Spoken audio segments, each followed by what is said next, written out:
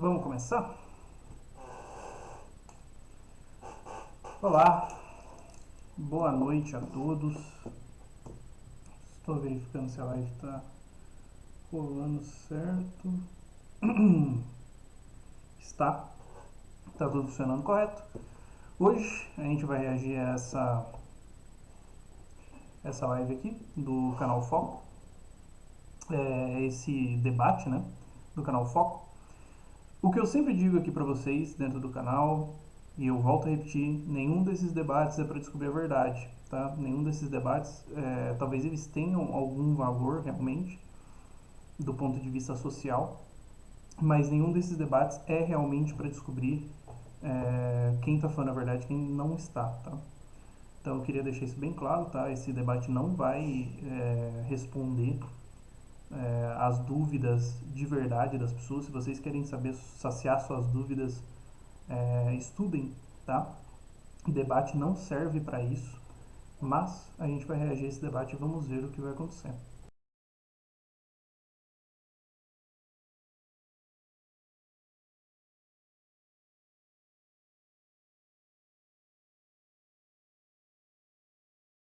Certo? Só estava terminando alguns preparativos aqui, mas a gente já pode dar início. Vamos ver como é que vai ser, tá? O meu fone, eu estou testando um fone novo, espero que funcione tranquilo, um novo modelo aqui também para eu conseguir controlar um pouco melhor a live. Mas é isso, vamos dar início.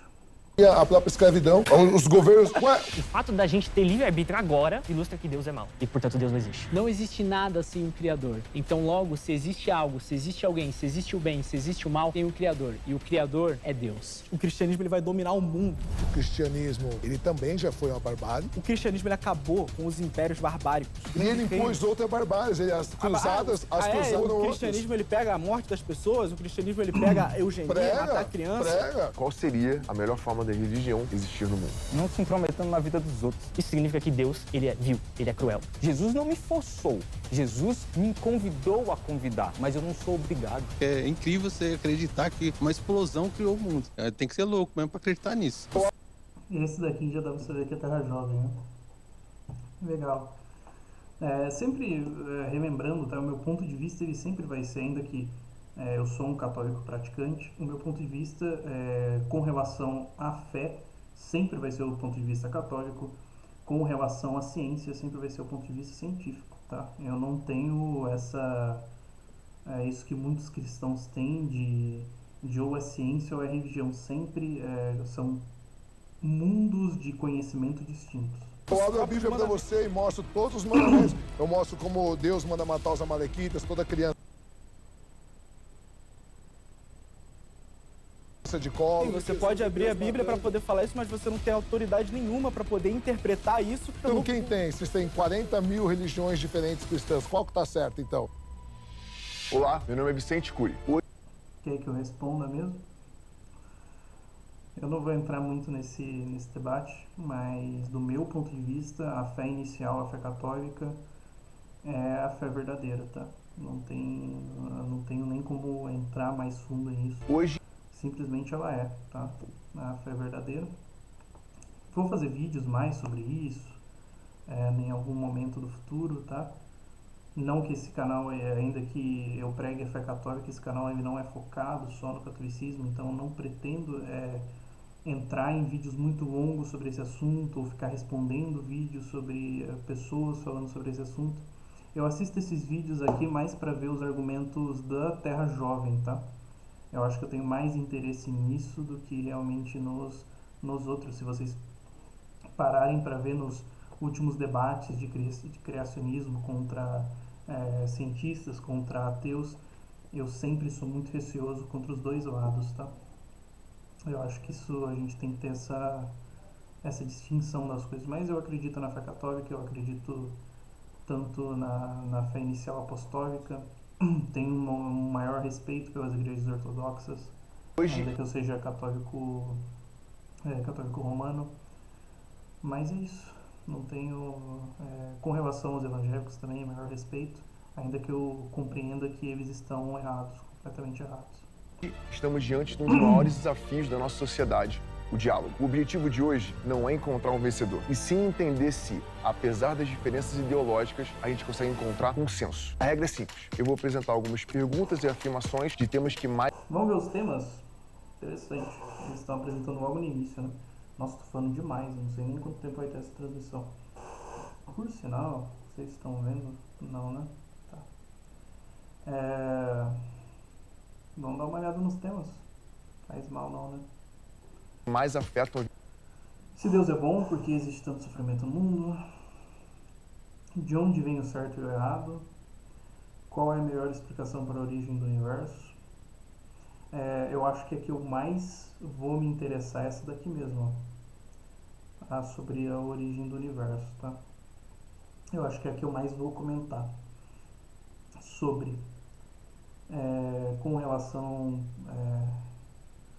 porque sua vida, porque sua forma de viver é a melhor escolha. Não acho que necessariamente essa daqui tem uma resposta, tá? A gente vai entrando aí. Qual seria a melhor forma da religião existir no mundo, tá? a vida dos brasileiros. Vamos descobrir se, apesar disso, o que nos separa e possivelmente o que nos une. Vamos começar. Mais de 80% da população brasileira se considera cristã. Primeira pergunta: se Deus é bom, como você explica tanto sofrimento no mundo? Certo? Agora vamos começar com os ateus. Quem é a pessoa do grupo de vocês que vai debater esse tema? Deixa eu dar uma olhada aqui para ver se eu conheço alguém aqui. Conheço esse. Não vou me recordar do nome dele, mas conheço. Conheço esse daqui também. Se eu não estou enganado, ele é um dos que a argumentação é uma das que mais me interessou, tá? Eu já vi um debate dele com... Não foi um debate inteiro dele com o Guilherme Freire, mas já vi uma... eles tiveram ali um impasse, né? Esse debate eu nem vou trazer porque eu já assisti. Esse daqui eu conheço, eu já vi algumas coisas. Sei que ambos os dois aqui são mais pro lado da filosofia, tá? Esse cara que eu conheço, daquele debate que a gente reagiu. Os outros eu não conheço nenhum. Estamos. Opa. Bom, meu nome é David Ribeiro. Eu sou tradutor de artigos acadêmicos de... Ele tem um porte de filosofia analítica bem grande, que é interessante, tá? Eu acho a filosofia analítica, eu acho que ela tem ali seus problemas, tá? Principalmente a questão do... Eu sei que não é toda filosofia analítica que tem isso como base, mas a questão do fato bruto, para mim, ela não se encaixa tão bem com a realidade. Eu não tenho provas o bastante para conseguir comprovar que isso seja uma verdade tão boa quanto a razão suficiente. Ainda que a gente possa ter esse debate, eu ainda prefiro a razão suficiente em relação ao fato bruto. Eu acho que o fato bruto, ele em si é uma inserção, né? Você está chegando ao raciocínio utilizando a lógica, e o fato bruto, ele coloca em xeque a própria lógica, ou seja, ele coloca em xeque a própria base dele mesmo, tá? De certa maneira, ele utiliza a lógica, utilizando a lógica e deixando a lógica em xeque, você também coloca o seu próprio argumento em um estado extremamente ruim. Entretanto, todavia, eu gosto da filosofia analítica de algumas formas. Já li alguns autores da filosofia analítica, ainda que eu prefiro as pessoas que respondem eles, né, como por exemplo o Edward Feser. Eu prefiro muito mais os argumentos como o do Feser do que de outras pessoas da filosofia analítica. Mas vamos ver o argumento dele, né? Não vou ficar parando falando tanto, mas eu acho esse rapaz aqui muito inteligente. De filosofia analítica da religião, e eu me candidato a esse tema justamente porque eu tenho domínio da discussão filosófica acadêmica contemporânea analítica da filosofia da religião. E eu acho que eu posso agregar nesse tema. Agora, os cristãos, primeiro no microfone. Olá a todos, meu nome é Thales. Compreendo que esse tema é um tema muito discutido na área da filosofia. Muitos homens na história, Santo Agostinho, enfim, lidaram com esse problema, o problema do mal, se Deus é bom, a onibenevolência de Deus. Eu compreendo que nós sabemos responder essa questão porque o cristianismo revela uma causa do porquê existe tanta maldade no mundo. Para essa pauta, então, do lado dos ateus, David. Será que eu já dou o meu argumento agora? Vou esperar a interação com o David primeiro. E aí eu vou argumentando com base no que ele disser. Do lado dos cristãos, Aí eu já não sei Tales. também, tá? Eu não sei se esse cara for defender, por exemplo, o pensamento do Leibniz, do melhor dos mundos, coisa desse tipo, eu também eu vou ter que debater contra ele também, tá? Eu não tô puxando lado, mas como eu sou teísta, católico, eu acredito que eu tenha mais o que questionar com esse cara.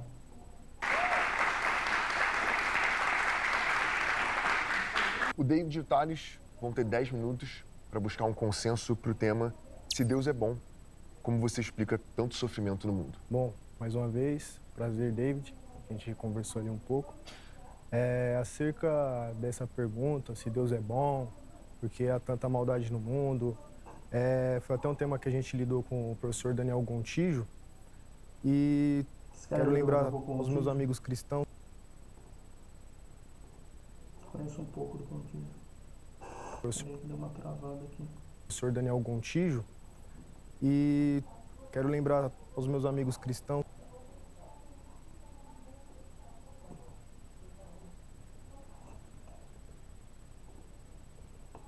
Pera aí que a gente teve uma travadinha aqui. Deixa eu reiniciar aqui a live. A live não, né? Reiniciar aqui. Onde não existe liberdade, tem um filósofo que ele fala, só me esqueço o nome, de que um mundo sem a liberdade é um mundo meramente falho. Então, ou seja... Sei quem que é. Será que é o... Me parece um pouco o Locke, né? Com as 3 asserções dele. O amor, ele só é verdadeiro quando existe a probabilidade do não amor. Então, um Deus que criou uma humanidade, no caso o nome Adão, no hebraico ali, significava humanidade. Adão deu nome para Eva, Adão que deu o nome de Eva para a mulher, mas Adão significava humanidade. Então você vê desde o princípio, eu já vou concluir minha fala, de que a humanidade, ela tinha um contato com Deus, mas Deus, ele apresenta uma liberdade. E é por isso que é pela consequência dessa liberdade a qual existe o amor, e o amor só é verdadeiro quando a probabilidade do não amor é que você reconhece, todos nós reconhecemos que a maldade se perpetua no mundo. Isso não torna Deus... Tá. O problema dessa fala dele, na minha visão, é o seguinte. Se eu viro pra você e digo assim, Deus ele criou a liberdade, você escolheu o bem ou o mal. Eu tô colocando o mal como se fosse um ente que você pudesse escolher. É como Deus escolheu colocar uma bala, ou você pode escolher comer uma navalha ou comer uma bala. É como se o mal ele fosse um objeto em si que você pudesse tocar, da mesma forma que o bem. Não é exatamente isso. Deus ele é, como ato puro, né? Deus ele como é que eu posso, a palavra que eu posso utilizar? Deus ele é o sustentador do ser, ou seja, o bem ele faz parte do ser e o bem ele é algo, como a luz é algo. Só que a escuridão, por exemplo, é a falta de luz. O mal é a desordem do bem, né? Seria um bem desordenado.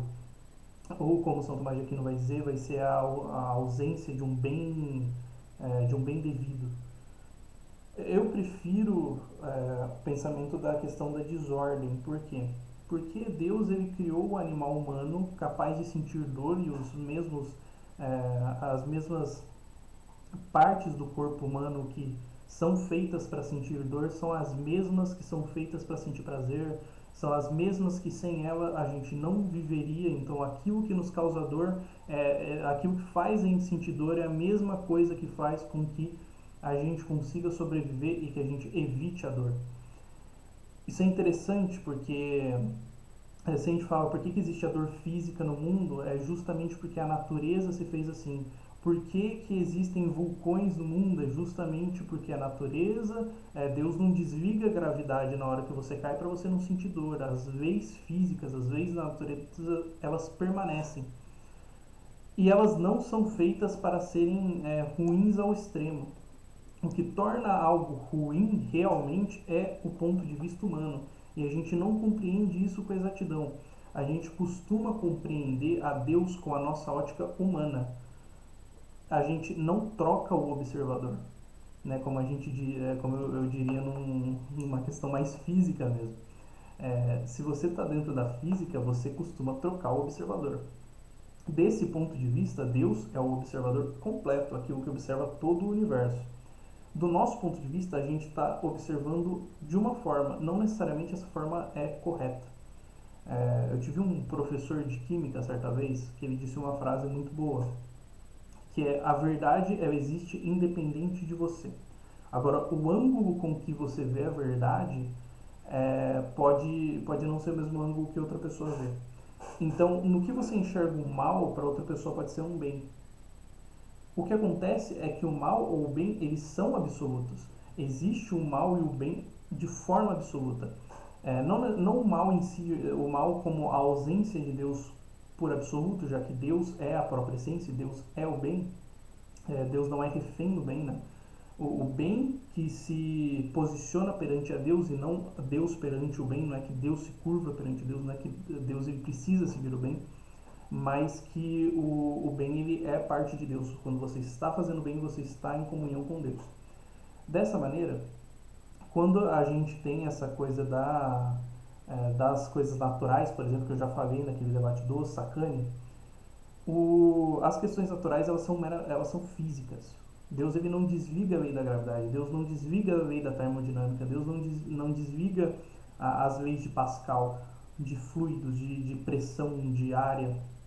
Deus não desliga nada disso. Tudo isso continua funcionando, você querendo ou não. E essas coisas têm como substância secundária a capacidade de mudar as coisas à sua volta. O nosso universo ele está em constante mudança. E por ele estar em constante mudança, por ele ser constantemente potência, né? Essas mudanças podem ocasionar em mudanças físicas do seu corpo ou na inexistência, a capacidade de acabar com a sua essência humana, né? Com o fim da ligação da sua alma com o seu corpo. Dessa maneira, não é que os maus físicos eles são realmente maus, são só mudanças da natureza, sem necessariamente uma questão realmente má. O que é o mal em si, se a gente for pensar dessa forma? Então, as coisas naturais, a forma com que a gente sente dor, nada disso é realmente um mal. São coisas que são utilizadas para Deus para a própria existência humana, vulcões, etc. Quando a gente fala de mal, a gente está falando do que a lei divina diz ao homem que é cabível ou não fazer. Então, o que realmente é necessário é o mal moral, e o mal moral, no final das contas, é o único mal que realmente deve ser discutido e deve ser colocado na mesa. E aí ele vai discutir falando assim, mas Deus nos deu a liberdade, logo isso foi uma ação má de Deus. Se Deus realmente fosse bom, ele não teria nos dado a liberdade. Só que essa questão, você está observando pelo seu ângulo de que esse mundo é tudo, e sendo este mundo tudo, logo as coisas que afetam esse mundo são necessariamente verdadeiras, onde isso pode estar completamente falso, porque você está colocando em primazia, você está colocando desde o começo que esse mundo, primeiro, ele é verdadeiro, segundo, que esse mundo ele é real, e o que acontece nele é tudo que existe no universo. Ou seja, o bem que acontece nesse mundo é o bem verdadeiro, e não o que acontece num posterior mundo. E no final das contas, a vida humana, ela tem ali o seu grau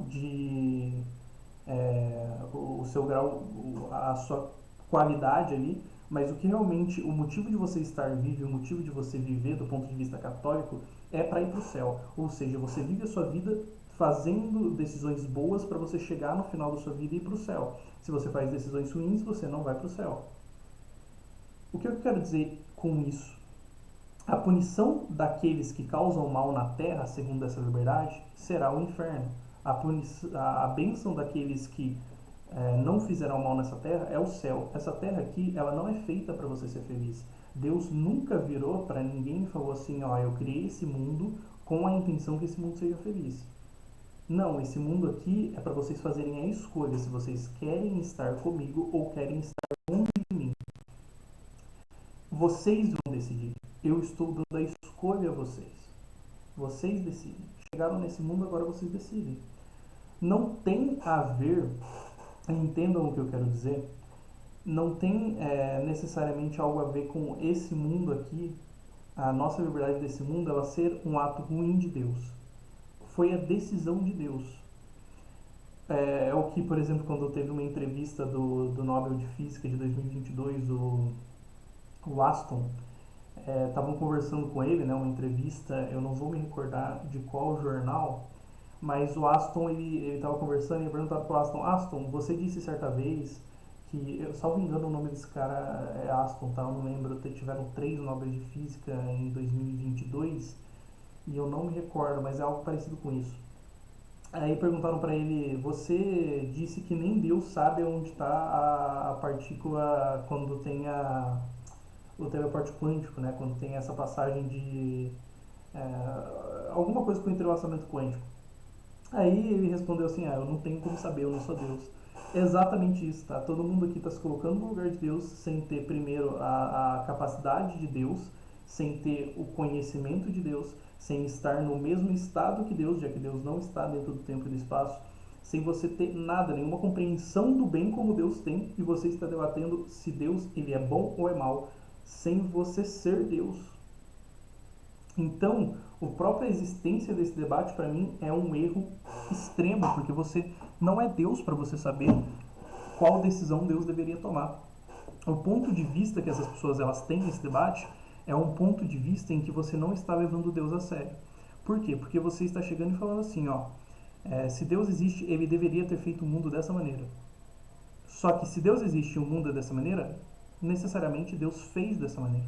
O motivo de Deus ter feito dessa maneira não me interessa.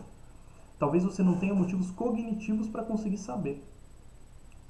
De qualquer forma é isso, tá? Só isso que eu queria comentar. Vamos continuar. Vou tentar não pausar. Um Deus que não ama, muito pelo contrário. Você vê pelo pressuposto de que Deus realmente ama a criatura a ponto de dar o seu livre-arbítrio. Certo. Obrigado, Thales, pela apresentação.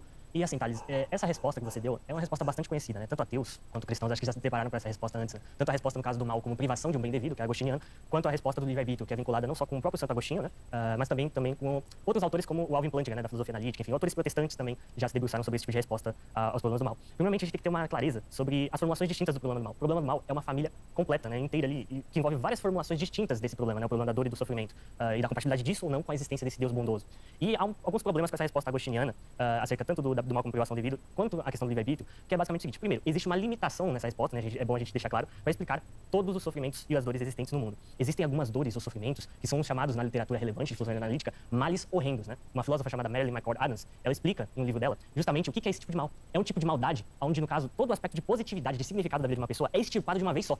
Então vamos pensar na situação, né, de certos casos, e esses casos acontecem, tá? Inclusive o Wheeler Rowe, ele cita um exemplo disso, né, que é o caso da Sue, de uma criança, que ela é abusada sexualmente, no caso, por um marido, né, da sua mãe, enfim, ou pelo padrasto, ou algo assim. Ela é esquartejada e deixada à míngua para morrer enquanto ela está agonizando esquartejada. Existem casos similares a isso na nossa realidade. Esse tipo de maldade, né, é um... Tá, é interessante, tá? Vamos dividir aqui em partes, tá? Deus permite isso, ele tá sendo um Deus maldoso? Não, tá? A gente leva em consideração que os males físicos, eles são os males verdadeiros, né? Esse tipo de coisa. No final de contas, o que está acontecendo nisso de maneira teológica? Essa criança está indo para o céu, está com Deus, está frente a frente com Deus, está na maior felicidade possível que um ser existente pode ter, e que esse cara, ele muito provavelmente vai para o inferno. Deus é justo. Ele não precisa ser justo nessa terra, porque essa terra aqui é só uma ilusão falsa de que a gente vai viver aí por alguns anos, mas que não é a verdade, tá? Do ponto de vista teológico, você pode nem gostar dessa resposta, você pode achar essa resposta insatisfatória, mas por muitas vezes a resposta correta ela é insatisfatória e é bem simples. Não importa. Essa criança vai sofrer. Sofreu tudo que sofreu. Isso é realmente extremamente triste. Mas ela estará no céu. E esse cara, ele vai pagar por tudo que ele fez. Ponto. A gente considera as felicidades desse mundo como felicidades boas, mas em comparação com a felicidade do céu não existe comparação. E as dores que a gente sofre nesse mundo, comparadas às dores do inferno, não existe comparação. Então, a gente sempre usa esse peso do mundo físico sem pensar que Deus não é alguém físico. Deus não é físico. Esse sofrimento é passageiro. Esse sofrimento, ele pode acontecer e pode ser algo extremamente absurdo, como o que ele acabou de falar, mas isso passa. Eu não estou desmerecendo o sofrimento da criança. Estou simplesmente dizendo a verdade. Seja ela pode, a verdade ela pode ser triste ou feliz, é a verdade. Deus existe, essa criança vai para o céu, esse cara muito provavelmente para o inferno, não estou dando certeza, mas muito provavelmente. E Deus, ele não deixa de ser bom por causa que isso acontece. Deus não deixa de ser bom porque isso acontece. Ele nos criou da forma com que foi feito, nos deu a permissão de participar do ser com Ele na bondade ou não. Se nós escolhemos não, a gente vai estar se autocondenando. O que esse cara fez causou uma dor física, uma dor emocional naquela criança. No céu, pouco importa, a criança vai estar no céu. Não importa, essa dor não importa mais.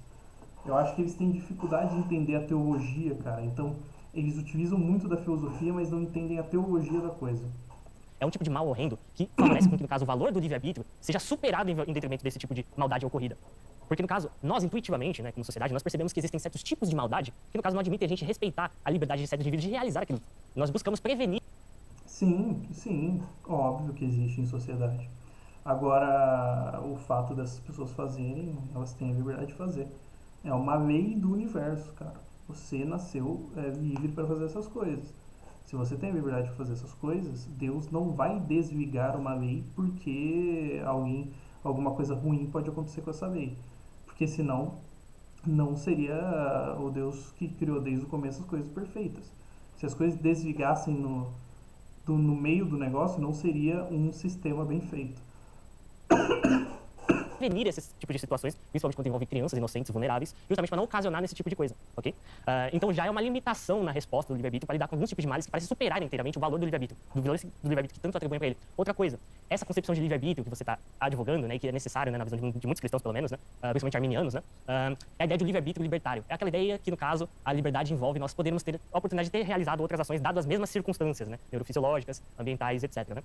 Só que, no caso, há um autor chamado John Schellenberg que ele escreveu um artigo em 2004 chamado The Atheist Free Will Offense, que basicamente traduzindo, o título fica A Ofensiva do Livre-Arbítrio Ateísta.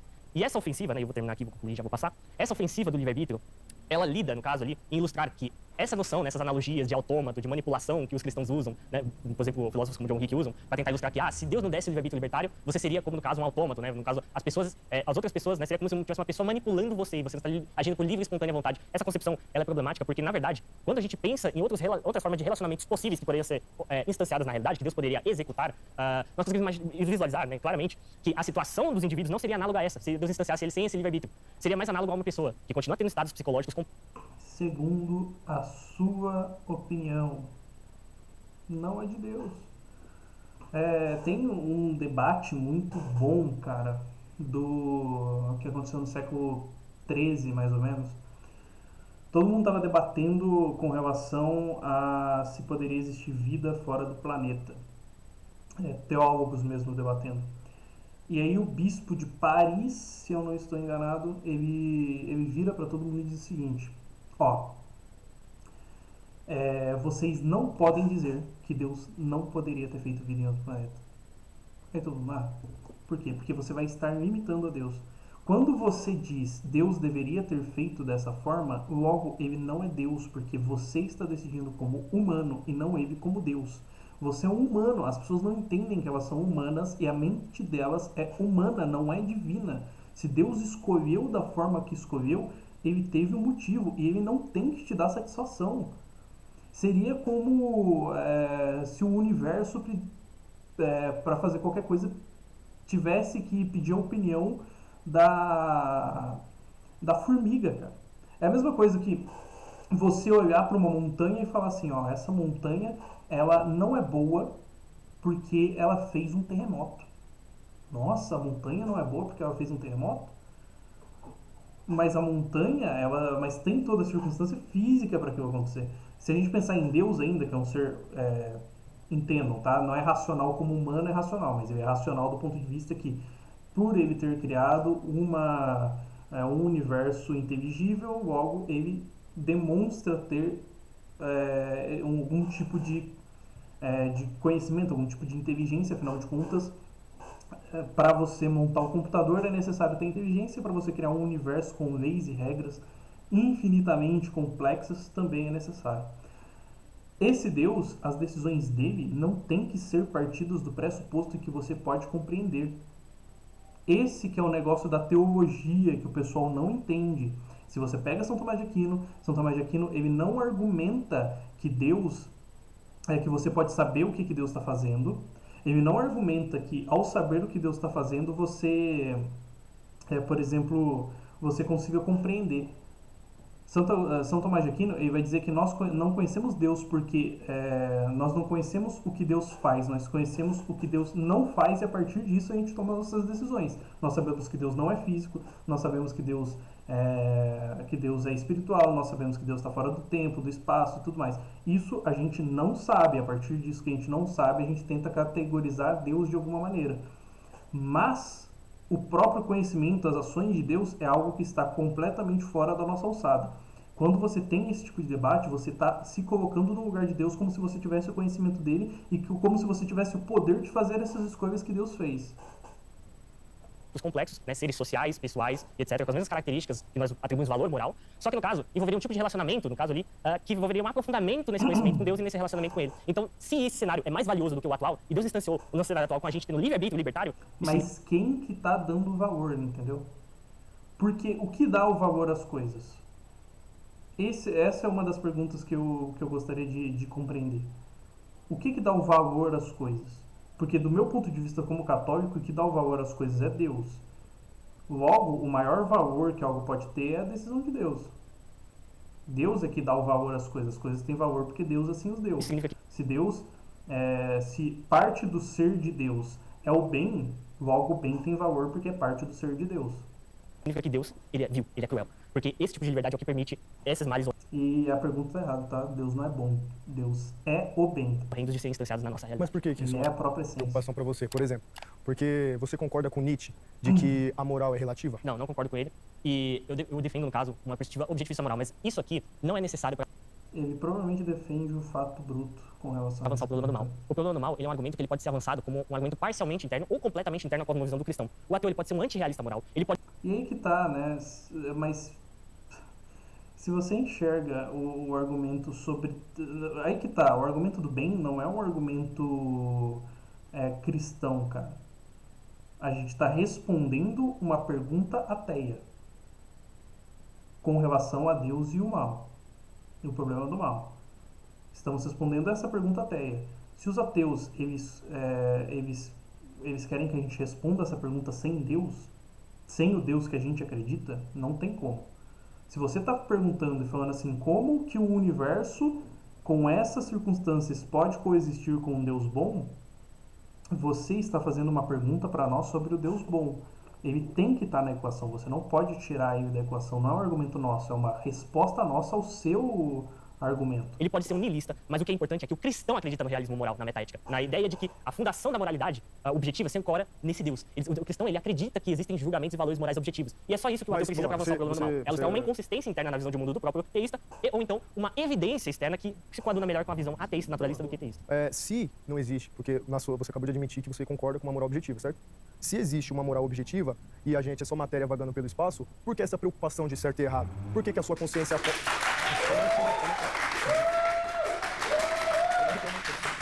Cara, isso daí foi ridículo, tá? Não deviam ter feito isso não. Calma aí, gente, vamos... Mitou... corte do Instagram. TikTok. Não conclui meu argumento. Mas por que essa preocupação de certo e errado? Se a moral, então, ela é objetiva e o ateísmo, no caso, a maior parte dos ateus dizem que a moral é relativa, você concorda, então, que o holocausto, objetivamente falando, ele pode se tornar certo? Eu diria que, mesmo dentro da visão ateísta padrão, eu diria que as visões de mundo ateístas adversas, né, que os ateus possuem, né, e visões de mundo são um conjunto de alegações que cada um acredita, né, e os ateus eles não têm uma visão de mundo uniforme. Alguns são objetivistas morais, outros são antirrealistas morais, né, e subjetivistas, mas mesmo diante da visão de mundo do ateu, ele pode, no caso, avançar a noção de que, mesmo se o teísmo fosse verdadeiro, a moral ainda não seria objetiva se ela dependesse metafisicamente da existência desse Deus. Por quê? Porque nesse caso existe o dilema de Eutífron. Você já ouviu falar do dilema de Eutífron? Algo é bom porque Deus quer, ou Deus quer algo porque é bom? Né? Algo é bom porque participa do ser com Deus, tá? Deus é o bem, então se você vai para Santo Agostinho, Deus é a própria essência. Se Deus é existir e a essência e a existência de Deus é equivalente, são a mesma coisa. Logo, o bem, se Deus não é bom, mas Deus é o bem, então todas as nossas linguagens com relação a Deus, quando a gente fala que Deus está irritado, Deus está feliz, Deus ama, tudo mais, é tudo análogo, tá? A gente não sabe que realmente Deus não tem um cérebro humano que processa as coisas e libera dopamina. Deus não é assim, então a gente não tem como saber como é essa felicidade, amor, etc. de Deus. Mas nós sabemos que Deus é a própria essência. Se Deus é a própria essência, logo, Deus é o bem. Não é que Deus ele cria o bem, ele objetifica o bem, nada desse tipo. O bem, ele necessariamente é a participação em Deus. Porque Deus é o bem.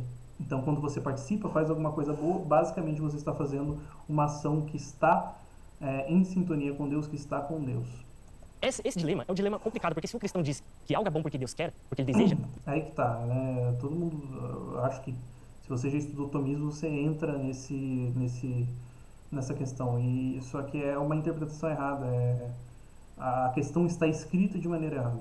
E existem algumas coisas na Bíblia que foram sancionadas por esse Deus, ou foram emitidas comandos divinos moralmente problemáticos, como no caso o massacre dos Amalequitas em 1 Samuel 15, e também no caso ali o massacre dos Cananitas, né, em Deuteronômio 20 e 17. Se existem esses comandos divinos em questão e eles são emitidos e não tem como saber, né? Eu não tava lá pra saber. Mas, ele teve seus motivos, tá? Não sei. É isso. A gente coloca um grau de valor com relação ao mundo físico que eu acho que não deveríamos colocar, tá? Se o mundo físico ele é uma punição de Deus ao homem, porque o homem se revoltou no momento em que só existiu o bem, então Deus criou um mundo onde só existe o bem. Só existe o bem. Tem uma árvore no centro, que é a árvore do bem e do mal. E o ser humano, ele escolheu ir naquela árvore, comeu do fruto e se colocou naquela situação de humanidade, de viver na Terra, e foi punido, sendo expulso do paraíso. O paraíso é o real local bom. O mundo dos homens é o local que não necessariamente é ruim, mas é um local de liberdade, né? Quando a gente não tinha liberdade, quando Deus fala assim, ó, vocês não têm liberdade, vocês podem fazer o que vocês quiserem, vocês só não têm liberdade para ir naquela árvore ali. Mas também não vou impedir não, se vocês quiserem ir, pode ir. Aí a gente escolheu a árvore.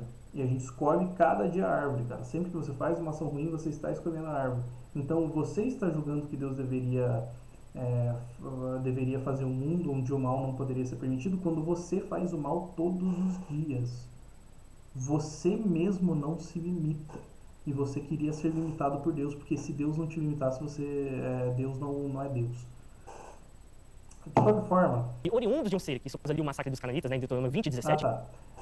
se Deus mandou que se existisse isso, essa guerra, foi muito provavelmente por um bem maior.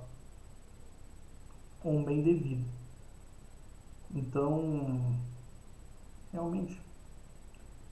a gente está fazendo um anacronismo histórico. A gente está vendo uma época histórica cheia de guerras com o olhar do mundo atual. Além de você estar olhando para Deus com o seu olhar, você está olhando para o passado com o seu olhar. Não acho correto, tá? Existem esses comandos divinos em questão e eles são emitidos e oriundos de um ser que supostamente seria visto como a fonte da moralidade, então significa que essas coisas são boas, né? Isso de fato envolve massacre de crianças inocentes. Isso ilustra que ele é bom. Deixa eu interromper vocês, perdão. Aí eu tô entendendo que não tá havendo consenso e as ideias principais são assim. Pro David, o livre-arbítrio é uma definição limitada. E pro Thales, o mal é o resultado do livre-arbítrio. Isso traduz a visão de vocês, certo ponto? Eu diria o seguinte, que se o argumento do Schellenberg estiver correto, se existe um outro tipo de relacionamento significativo e que não envolve, e que é totalmente desanálogo com essas analogias da manipulação e coisa e tal, então significa que o fato da gente ter livre-arbítrio agora ilustra que Deus é mau. E, portanto, Deus não existe. Porque se esse Deus existisse, ele teria o atributo de onibenevolência, né? O Deus dos cristãos. Então pra você, David, se há livre-arbítrio, é porque Deus é mau. Exatamente. Posso concluir? E o seu tá escrito aqui como o mal é resultado do livre-arbítrio. Então é isso. Eu vou ter que, não posso. Perdão. Eu vou ter que levar essa questão até mais. Obrigado, viu?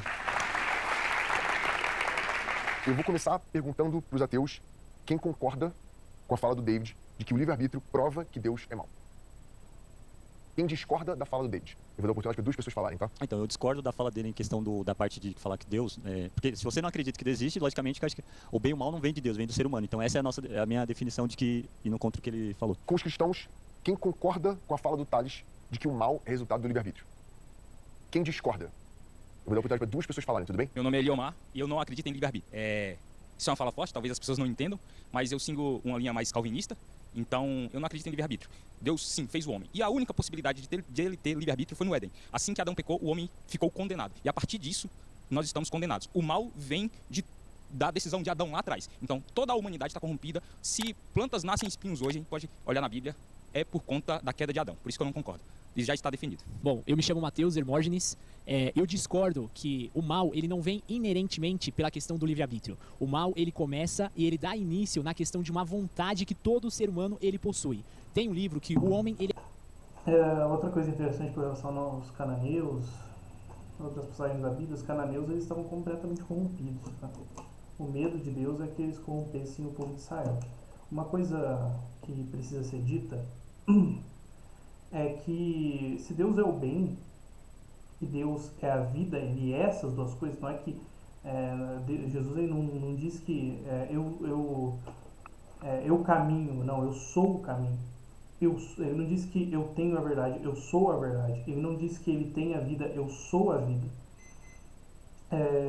Se Deus é todas as coisas e Deus é o bem, quando você faz o mal, você está afastando a Deus, ou seja, você está afastando a vida. Se existe um povo que é completamente mau, como é descrito os cananeus, eles, por serem maus, estão empurrando, estão se afastando da vida. Se você se afasta da vida, só sobra a morte. Tá? Isso é uma outra coisa importante de ser dita. Ele é o lobo do próprio homem. E nesse livro ele analisa psicologicamente falando que o ser humano ele tem uma vontade inerente dentro dele de fazer o bem e de fazer o mal. O livre-arbítrio ele potencializa ao qual você faça o bem sem olhar a quem, como Jesus Cristo deixou. E deixou escrito que nós podemos sim ser semelhante a ele, fazendo o bem, como por exemplo dando a outra face para outra pessoa, ao qual a pessoa que nos faça mal ou nos faça bem. Nós temos que sempre, segundo a minha observação, olhar a Cristo e tentarmos sempre ser igual a ele. O próximo tema de debate é: de onde vem o certo e o errado? Bom, eu me chamo Matheus Hermógenes e eu gostaria de dar continuidade nesse assunto do aonde começou, aonde surgiu o bem e o mal, porque a questão do bem e do mal surge de acordo com a necessidade do ser humano, a visão que cada um tem por si. E o livre-arbítrio que Deus nos deu, proporcionou para nós, é que vai nos proporcionar se nós vamos ser bom ou se nós vamos ser mal neste mundo. Até hoje vocês têm 3 minutos para defender. É 20 contra 20, né? Mas só tem 5 perguntas. Espera aí que o meu mouse caiu. Mas só tem 5 perguntas. Tipo, por que só não chamaram 5 contra 5? Ah, é que tem a questão do voto no final, né?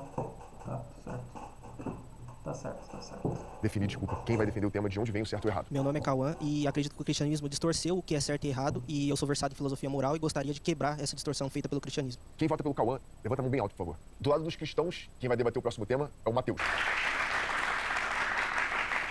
Do lado dos ateus, quem vai debater o próximo tema é o Cauã.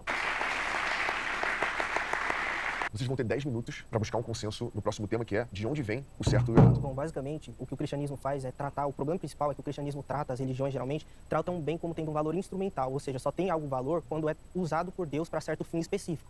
Entendeu? Então, um mundo sem Deus não há espaço para moralidade, para bom, certo, errado, sem Deus usando essas coisas para esse fim. Só que a visão que nós devemos trazer é um valor intrínseco das coisas, ou seja, as coisas elas têm valor justamente pela sua própria natureza. Ou seja, a natureza da coisa constitui razões para nós, como agentes racionais, buscar aquilo ou não. Então, independentemente de haver um legislador ou não, como por exemplo, essa é uma visão trazida por filósofos como por exemplo o Eric Weinberg, tá? Ele é ateu e tudo mais, ele traz essa visão, é um valor intrínseco, ou seja, mesmo havendo ou não Deus, a dor ela nos fornece razões para não buscá-la, independentemente de haver alguém para falar aquilo para nós pela própria natureza da dor, entendeu? Então, é justamente disso que advém o certo e o errado, o bem e o mal em uma visão naturalista ateísta. Então, não é necessário um legislador. Inclusive, essa é uma visão mais virtuosa porque convida o indivíduo a pensar por si mesmo. Se aquilo é realmente certo ou errado. Aquilo, e não ir somente pelo que uma religião diz, entendeu? Inclusive, isso desfavorece a motivação para preconceitos contra grupos distintos do seu. Porque aí você não vai ver o que a sua religião diz, você vai ver se aquilo realmente é certo e errado, aquilo que aquela pessoa está fazendo. Então, isso nos convida a ter uma autonomia moral melhor e maior ali para analisar fatos morais. Então, é isso. Bom, concordo em partes do seu argumento. Porque, ó, vamos imaginar, vamos fazer um movimento aqui de reflexão, né? Imagina um mundo... E não ir somente pelo que uma religião diz, entendeu? Inclusive, isso desfavorece o ateísta, a natureza da dor, entendeu?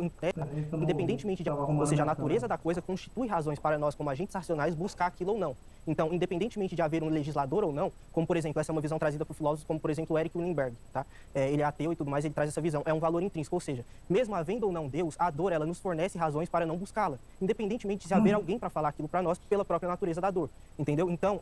É que tá, a natureza da dor, ela vem de sobrevivência, cara, não necessariamente. É justamente disso que advém o certo e o errado, o bem e o mal em uma visão naturalista ateísta. Então não é necessário um legislador, inclusive essa é uma visão mais virtuosa porque convida o indivíduo a pensar por si mesmo. Se aquilo é realmente certo ou errado, aquilo, e não ir somente pelo que uma religião diz, entendeu? Inclusive isso desfavorece a motivação para preconceitos contra grupos distintos do seu. Porque aí você não vai ver o que a sua religião diz, você vai ver se aquilo realmente é certo e errado, aquilo que aquela pessoa está fazendo. Então isso nos convida a ter uma autonomia moral. Que as pessoas sempre sabem o que é certo.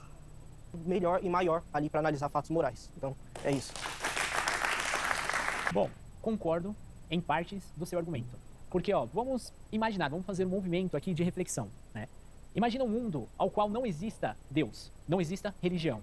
Deus, se a gente for ver o que é cristianismo, que vem de Jesus Cristo. Quando Jesus Cristo morre no Calvário, veio o cristianismo. Só que a questão aqui que nós estamos trazendo à tona é a questão da onde surgiu o bem e o mal. O bem e o mal, se nós olharmos para o indivíduo ao qual, como mero observador, o que é bem e o mal é muito de uma questão ao qual nós trazendo a filosofia à tona, como você bem disse agora na sua fala, atrás. O bem e o mal, ele é caracterizado do que o homem faz ou deixa de fazer. A religião que começa com Jesus Cristo, que é ao qual eu estou aqui para falar sobre, quando ele fala da questão do bem e do mal, que está escrito na Bíblia, e a gente pegar metade daquilo e trazer à tona para uma sociedade, essa sociedade, ao contrário da sua fala, que respeitosamente eu discordo dela, a sociedade, ela precisa, inerentemente sim, de um pai, um pastor, um presidente, alguém que traga a noção do que é certo e do que é errado. Vamos pegar agora, fazer um novo exercício, então, por favor. Para jogar bola para vocês perguntar.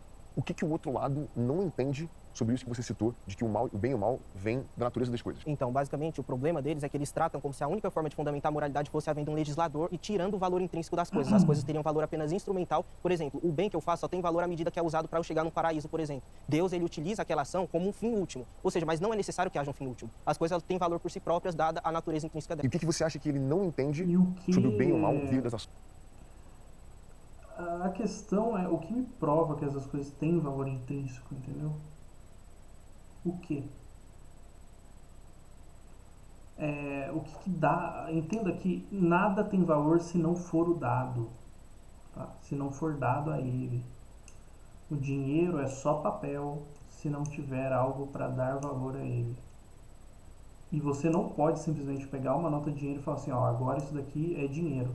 Agora troca essa nota aqui comigo por 1 quilo de arroz.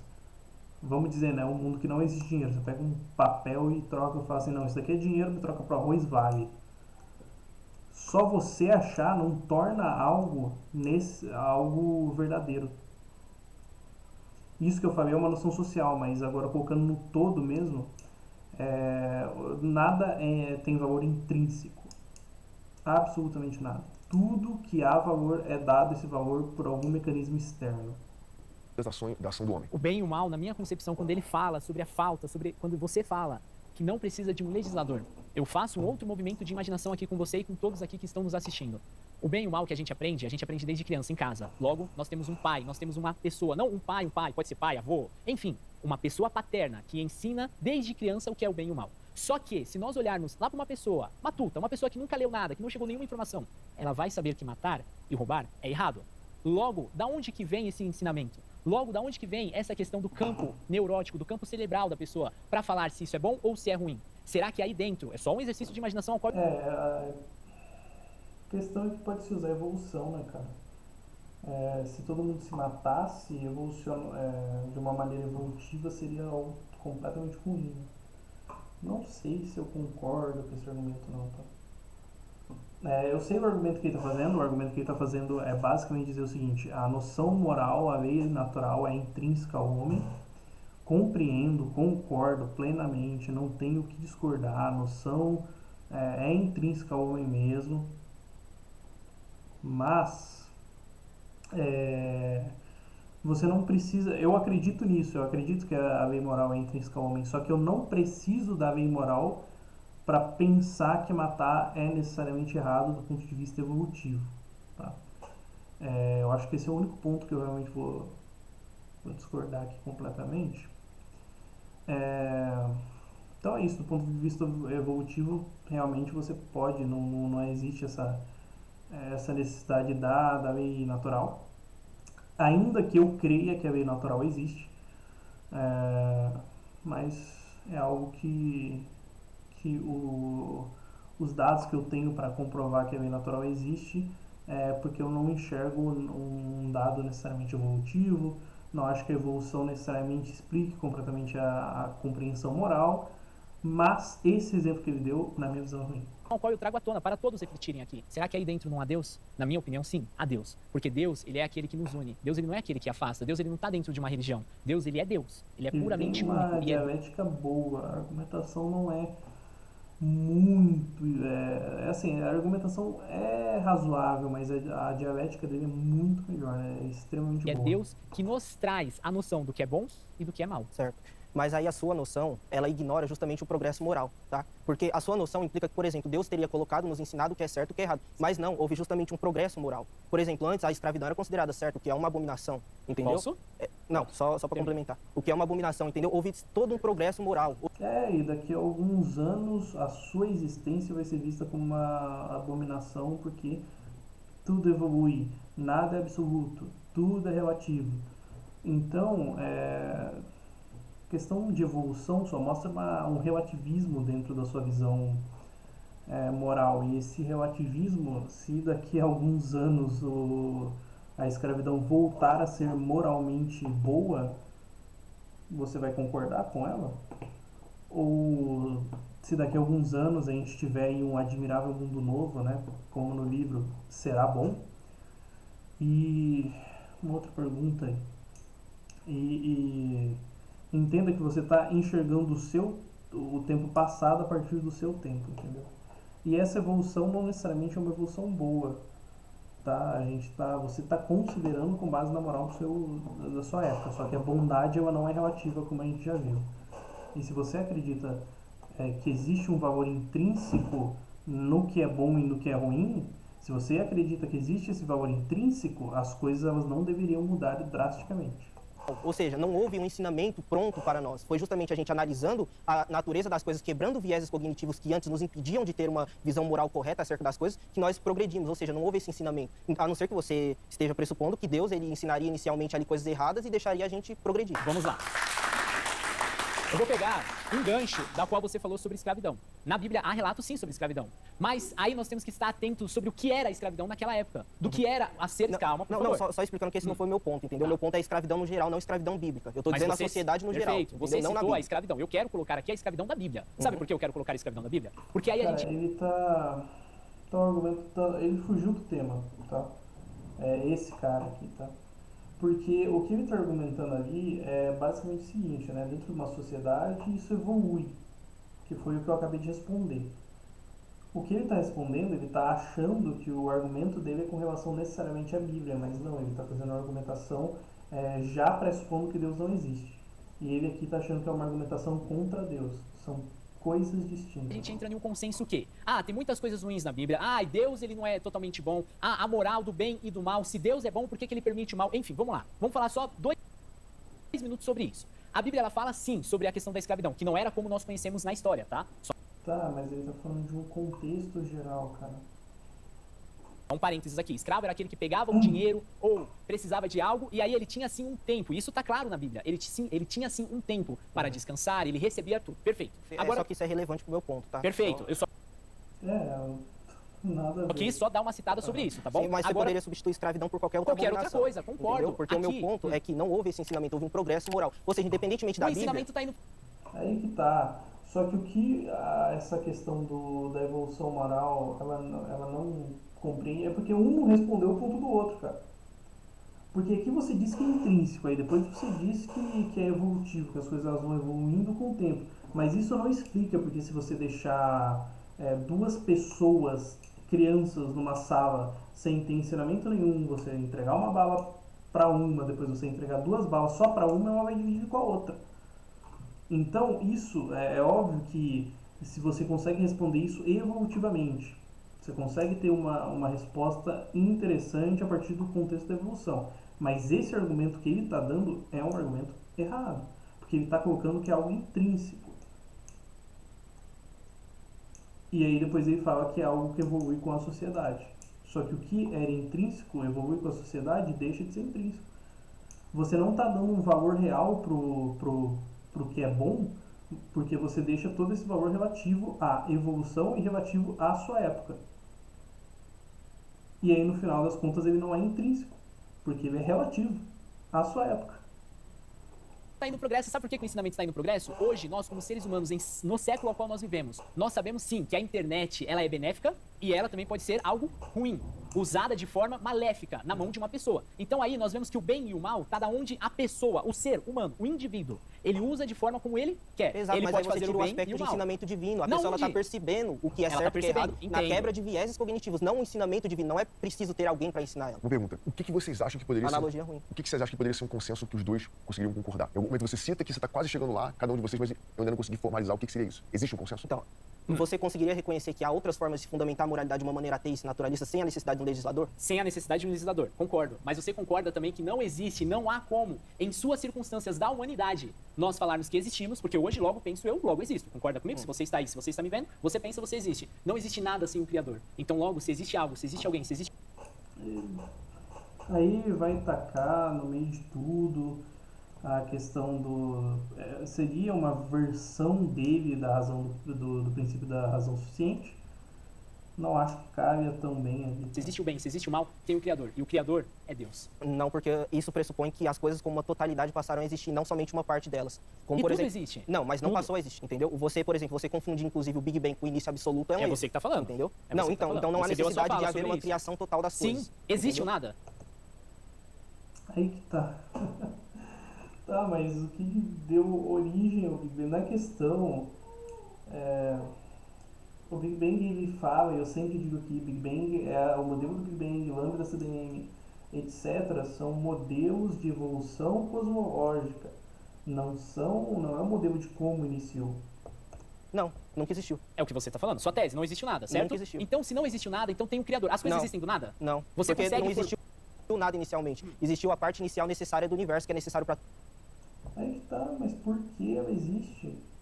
Se tudo tem uma razão suficiente, nenhum copo cai de uma mesa sem uma razão suficiente para que ele caia, porque o universo deveria existir sem uma razão suficiente. Você vai me argumentar com o argumento de que existem coisas que existem por fato bruto, mas isso, e aí a gente não vai conseguir explicar. Mas aí eu vou ter que levar em consideração que a própria asserção, a própria frase, a existência de um fato bruto é um fato bruto. Então, o que prova que é um fato bruto é um outro fato bruto. E você vai ter que, através desse argumento de que existe algo, coisas que fogem da nossa lógica que a gente interpreta, chega um momento em que as coisas elas não precisam mais de uma razão, não é necessário mais buscar uma lógica para a existência, para a realidade daquilo, que seria o princípio da razão suficiente. Você chega nesse ponto e você, através da razão, fala assim, a gente não precisa de mais nada aqui, finalizamos aqui. Sem uma razão suficiente para finalizar aquilo, você não tem motivo para finalizar ali.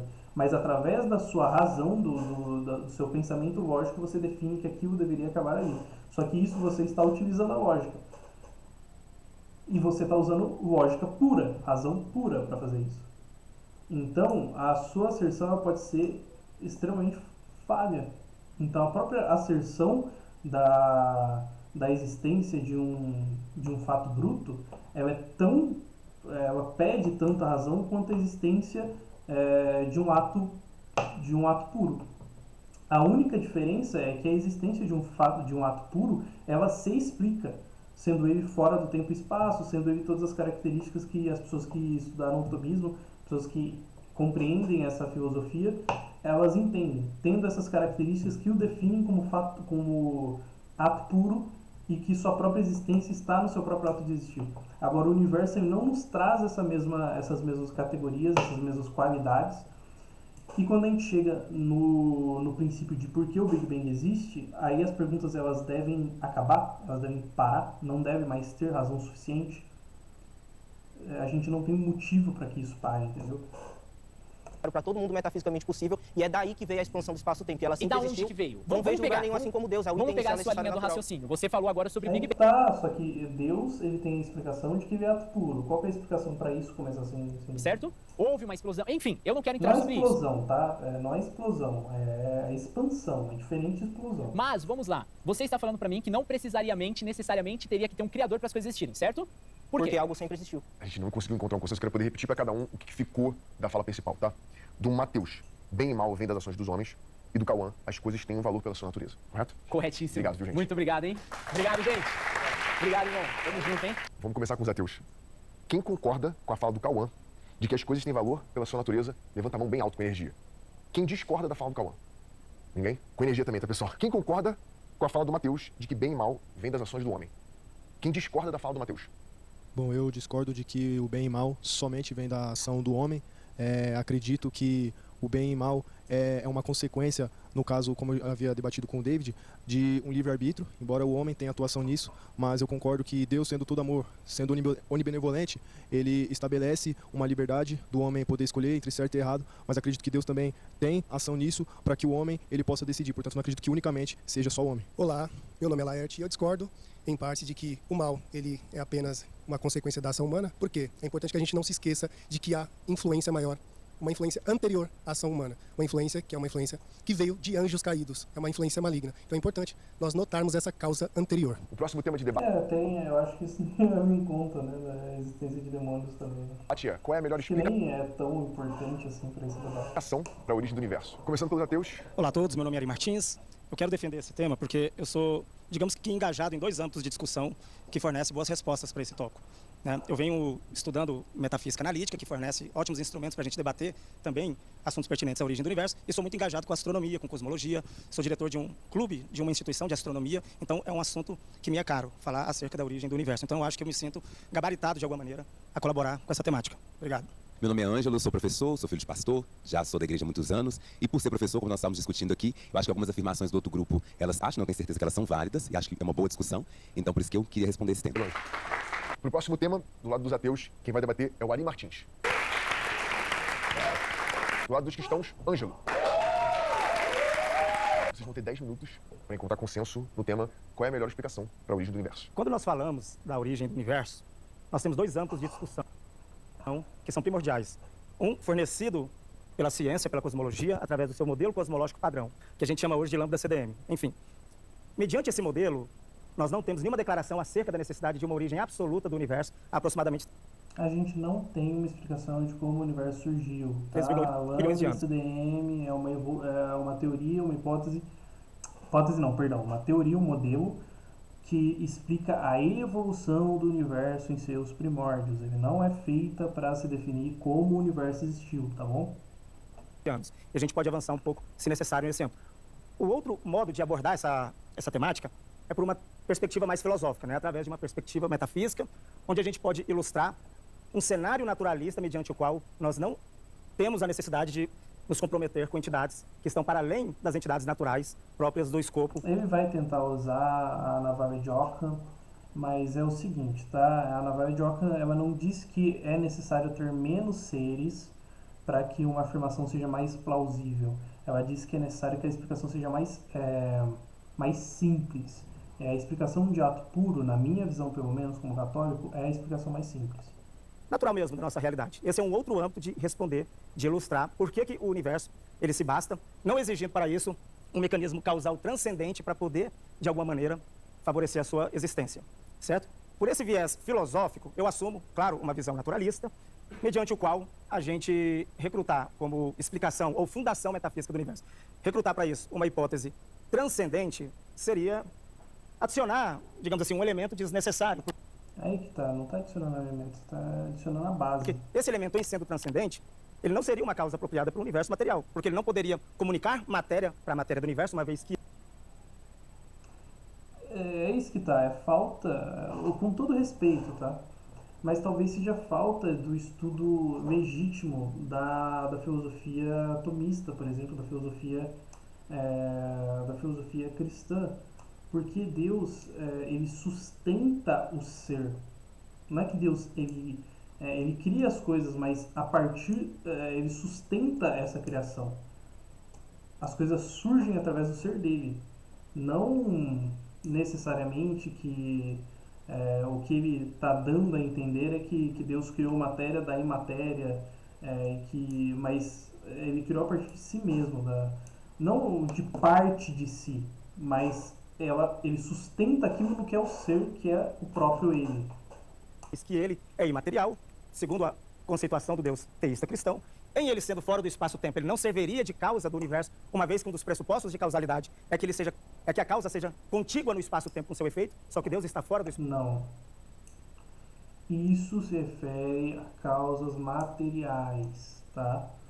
E aí, se a gente não tiver uma causa imaterial, ou seja, um ato puro anterior no começo da cadeia, se é necessário ou você ter o fato bruto, que é o que a gente já comentou, ou é necessário que você tenha uma regressão infinita, só que a própria regressão infinita não explica o porquê, e aí a gente vai ter mais um princípio da razão suficiente, o porquê a regressão infinita existe. Do espaço-tempo, e ele violaria, pela sua transcendência, o princípio de causalidade material, segundo o qual, mediante as nossas intuições e mediante a nossa experiência de mundo, nós não podemos declarar que uma entidade transcendente e material possa ser a causa de um universo material. Então, por esses dois âmbitos de explicação, eu assumo... É óbvio que isso não leva em conta a própria razão de Deus ter se mostrado, tá? Todo esse debate aqui é filosófico. Que nem eu falei, esses debates não ajudam em nada, eles vão ser debates teológicos, mas só que se Deus ele vem até você e ele se prova a si, você vai perceber ele sem você precisar desse tipo de debate, tá?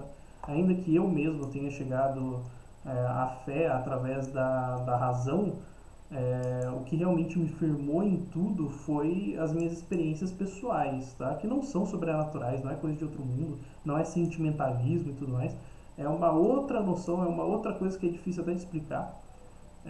Sei lá, é um vazio preenchido, não necessariamente emocional, né? Uma tristeza que é saciada, não é nada disso, é como se nem como se fosse um desconforto que acaba, mas é algo que não dá para explicar. E a gente não leva isso em conta geralmente nessas explicações e tudo mais, só que o que ele está querendo dizer não faz sentido, porque se você lida com um objeto que não é físico, você vai ter que se apropriar daquilo. E se você chega no ponto de vista de que tudo que é contingente tem uma origem e o universo é contingente, o universo ele poderia ser diferente. A gente tem, por exemplo, na física quântica, a gente tem as possibilidades, a questão da superposição, as coisas elas poderiam ser de um jeito, poderiam ser de outras, não necessariamente essa afirmação, mas as coisas elas são realmente aleatórias. Eventos futuros interferem em eventos passados, em algumas... isso que eu acabei de falar de eventos futuros interferirem em eventos passados são algumas interpretações de alguns sistemas, não necessariamente é uma verdade absoluta.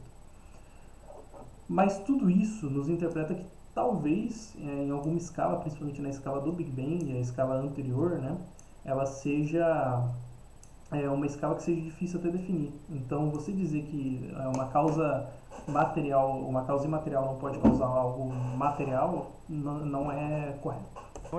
Evidentemente que o universo não precisa de uma explicação que transcenda ele próprio. E outra parte de uma visão. Mas o universo ele precisa de uma verdade, a verdade é essa. Uma de criacionista.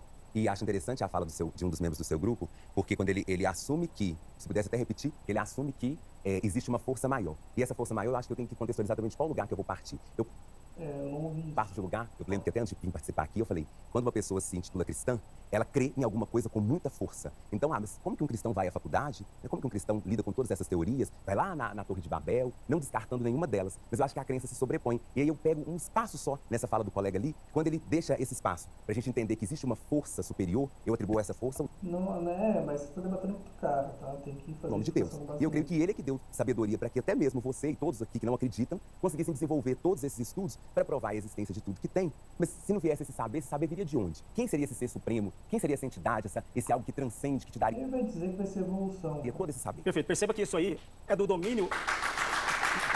Nossa, do nada. Perceba que a sua resposta é de domínio epistemológico e não de domínio existencial e metafísico, que é o âmbito da nossa discussão aqui. Portanto, tudo bem, você tem essa percepção acerca da existência de um ser supremo maior. Só que você ainda não fez a tarefa de casa aqui do nosso diálogo, que é mostrar metafisicamente por que há esse Deus antes de tudo. Porque de você crer... Porque a causa material é o que eu acabei de falar, tá? Só relembrando. Uma causa material, coisas materiais são contingentes, logo tudo que é contingente é necessário uma razão suficiente. Se você chega, ou você vai ter três opções, ou você chega que a razão suficiente para a existência do universo necessariamente tem que ser algo não contingente ou algo que não tem tempo, nem espaço, nem matéria, que damos o nome de Deus, ou você chega à regressão infinita, só que a regressão infinita não responde por que Deus existe, perdão, ela não explica o porquê, você dizer, as coisas elas vão regredindo infinitamente, não explica o porquê o todo da regressão existe, e aí você vai precisar de uma razão suficiente para essa regressão infinita, e aí você vai acabar em dois pontos, ou não existe uma razão suficiente, aí você vai ter a hipótese do fato bruto, ou você vai chegar na hipótese de que existe uma razão suficiente, ela não é física, ela tem as características que a gente tem de Deus. Quando você chega nessa parte de que existe essas duas opções, você vai chegar que ambas as duas são racionais, e ambas as duas só vão se basear no raciocínio. Você não vai ter outra forma de medir sem ser pelo raciocínio, vai ser a metafísica pura, vai ser a razão pura.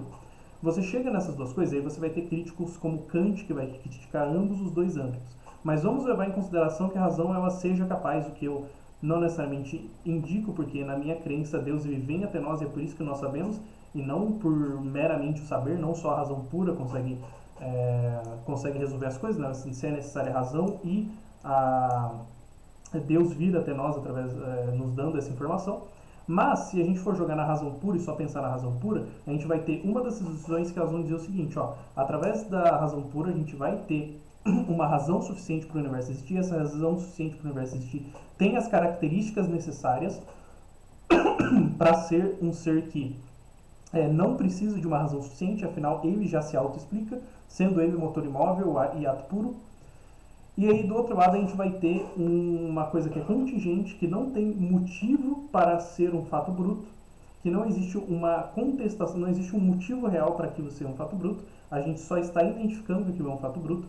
Para a gente definir aquilo como fato bruto, a gente necessita de uma afirmação que também seja fato bruto, tudo isso de maneira racional, e através dessa maneira racional, a gente chega à conclusão de que aquilo é fato bruto, só que é utilizando a pura razão.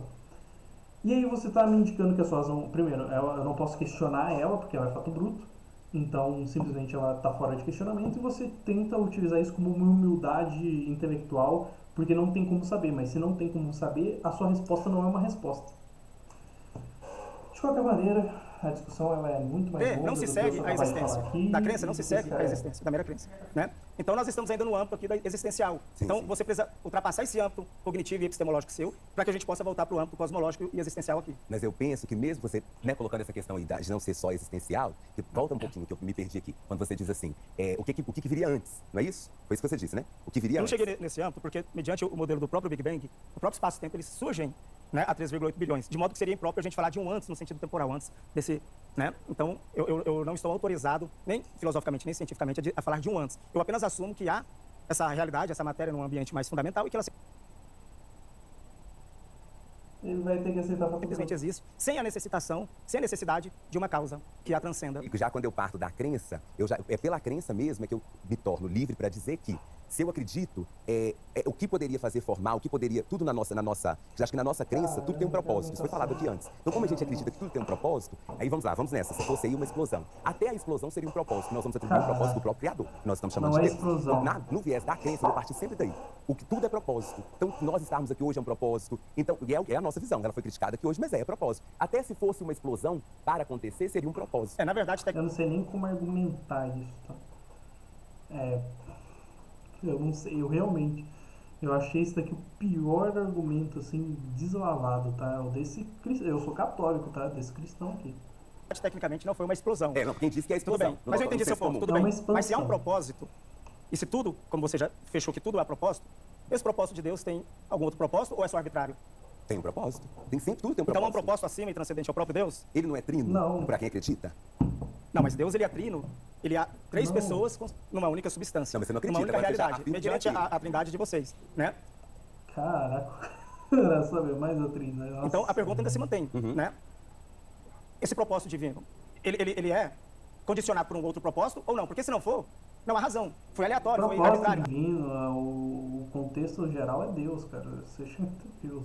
A criação, né? Esse start, que eu não assumo esse start. A criação, ela existe para Deus, não Deus para a criação. Eu acho que esse que é o problema que ninguém consegue entender. Deus não existe para a criação. Deus não existe para ele ficar o tempo todo olhando para a criação e falando assim, olha o que eu vou fazer. Ninguém entende que Deus é maior do que a criação. A criação é nada. É só, tipo, Deus criou. Não é que Deus vive pela criação. A criação que vive por Deus é diferente e as pessoas não entendem. Elas têm um ego tão grande que elas não compreendem que não é Deus que fica o tempo todo, nossa, olha o meu universozinho que eu criei. Não. Nós vivemos para Deus e não Deus para nós. Essa criação, mas foi arbitrário. Mas se é um propósito, a gente vai chegar numa regressão infinita dentro no interior do próprio Deus. Só quando o que você está chamando... Não é uma regressão infinita, porque para em Deus. Tá fora do tempo e espaço, cara. Não tem como você falar. Você acabou de falar que se o universo, o tempo e o espaço ele acontece ali, você não consegue falar o que aconteceu antes. É a mesma coisa com Deus, você não consegue definir antes e depois. Você chama de regressão, talvez nós chamaríamos aqui, que já foi falado antes. É legal que a gente consiga seguir uma Mas eu para pegar essa parte da regressão. Porque me parece não, a ideia da queda do homem é que seria algo que atravessa o propósito. Então, na nossa crença... Eu não sei o que é esse propósito que ele está falando. Ele está falando do propósito da criatura? Quando Deus cria o universo e cria tudo que nele existe, e cria o homem também para estar lá, e depois Eva, sua auxiliadora, isso é com o propósito de que tudo vivesse harmonicamente ali naquele paraíso. Só que a queda, ela acontece. E aí nós vamos entrar num outro âmbito, falaram aqui de seres caídos hoje, e a gente pensa que essa própria revolta, e aí eu posso pegar nesse viés do livre-arbítrio, porque Lúcifer era um anjo de luz, nós acreditamos nisso, estava lá no céu e ele se rebela. Não sei se eu usaria necessariamente o termo Lúcifer, né? A igreja nunca se falou com essas palavras, sempre usa Satanás, tá? E esse sentimento vem de onde? Esse sentimento de maldade veio do próprio Satanás, para que depois aí você sabe em toda a história que a gente sempre conta, ele acaba lá se apossando da serpente, acontece a queda, então esse propósito é atravessado por alguma coisa desse, eu vou usar a palavra destino, que acho que pelo tempo não vai caber render aqui mais. Deixa eu ver se eu consigo captar o que estão dizendo e possivelmente buscar um consenso, tá? O Ari tá na ideia de que não há necessidade de um mecanismo causal. E o Ângelo, de saber que permite o estudo do universo, veio de Deus. Existe a possibilidade de um consenso? Vai haver uma possibilidade de consenso, é radical, essa possibilidade que eu sugiro aqui. Porque, tudo bem, o Ângelo trouxe uma narrativa, a questão do Éden e tudo mais, né? Mas isso ainda desloca um pouco a questão, porque eu trouxe um outro âmbito que é Deus, como transcendente, no âmbito dessa transcendência, ele seria impróprio como objeto de causa do universo, em razão dos pontos que eu trouxe. Nos levaram um cientista, cara. Rapaz, essa mãe. Então, para haver um consenso entre nós dois, Ângelo, o Ângelo teria que se abdicar desse Deus enquanto transcendente, né? E imaginar Deus como um elemento ainda de natureza. Esse cara. Esse daqui também. Esse outro. A cara de infelicidade dele olhando pro outro aqui. Nossa, cara. Dá pra... Nossa, olha esses. Nossa. Esse cara que feliz também. Esses daqui estão de boa. Nem vai falar isso daqui. Tem esse daqui, cara. Esse daqui é o ateu cristão. Natureza natural, ou seja, Deus não seria absolutamente transcendente. Para ele poder servir de mecanismo causal ou de fundação do universo, ele tem que de alguma maneira compartilhar essa naturalidade, talvez a matéria, em seu âmbito mais fundamental, com o universo. Está disposto a encarar isso? Então eu acho que da minha parte também não há. E sem problema nenhum. Obrigado vocês dois, viu? Obrigado eu. Do lado dos ateus, quem concorda com a fala do Ari de que não há necessidade de mecanismo causal. Energia, concorda. Quem discorda com a fala do Ali? Bem, só queria falar o ponto mesmo, que foi um que eu usei também para tentar entrar para discutir, que é esse objetivo causal, não necessariamente sendo uma explosão, como citaram ali, eu não acho que É expansão, gente. Que Big tenha Bang é expansão. sido ele necessário para poder ter formulado tudo que nós formulamos até agora. Então, basicamente isso. Um ponto que eu ia fazer que não é exatamente descobrir, mas Pior que eu nem sou, eu não estudo. Assim, eu gosto, tá? É um hobby meu, a física. A física do ponto de vista astronômico é um hobby meu, mas a física que eu amo de paixão mesmo é a física quântica. Nem é meu campo, mas me dá um gatilho quando eu ouço Big Bang e uma explosão. uma complementação bem curta, seria que Deus não poderia ser um motor causal como ele falou, só que no sentido que, a gente não dá um motivo para causa do universo, você não tem um motivo que causou Deus. Da onde que veio Deus? É claro, porque ato puro não precisa de motivo. Tudo que tem causa é aquilo que sai de ato para potência. Ou aquilo que seja contingente. Deus não é contingente, Deus é necessário. Leibniz, cara, é simples. Gottfried Leibniz. O cara que a gente tem computador, o cara que criou o binário, o cara que criou a função, não foi exatamente a função, né, mas foi algumas técnicas da matemática aí, né, junto com Newton na mesma época. Leibniz, cara. Simplesmente Gottfried Leibniz. Seria só esse complemento para fazer mesmo. Do lado de vocês cristãos, quem concorda com a fala do Ângelo, por favor, energia na hora de levantar a mão. O saber que permite o estudo Não do que eu universo... concorde com tudo com Leibniz e com São Tomás de Aquino, então eu só estou usando eles aqui como argumentação mais teológica mesmo, porque você tem que ter um pouco, ainda que não seja minha área de estudo, você tem que ter um pouco desse background. Isso veio de Deus. Quem discorda da fala do Ângelo? Ninguém?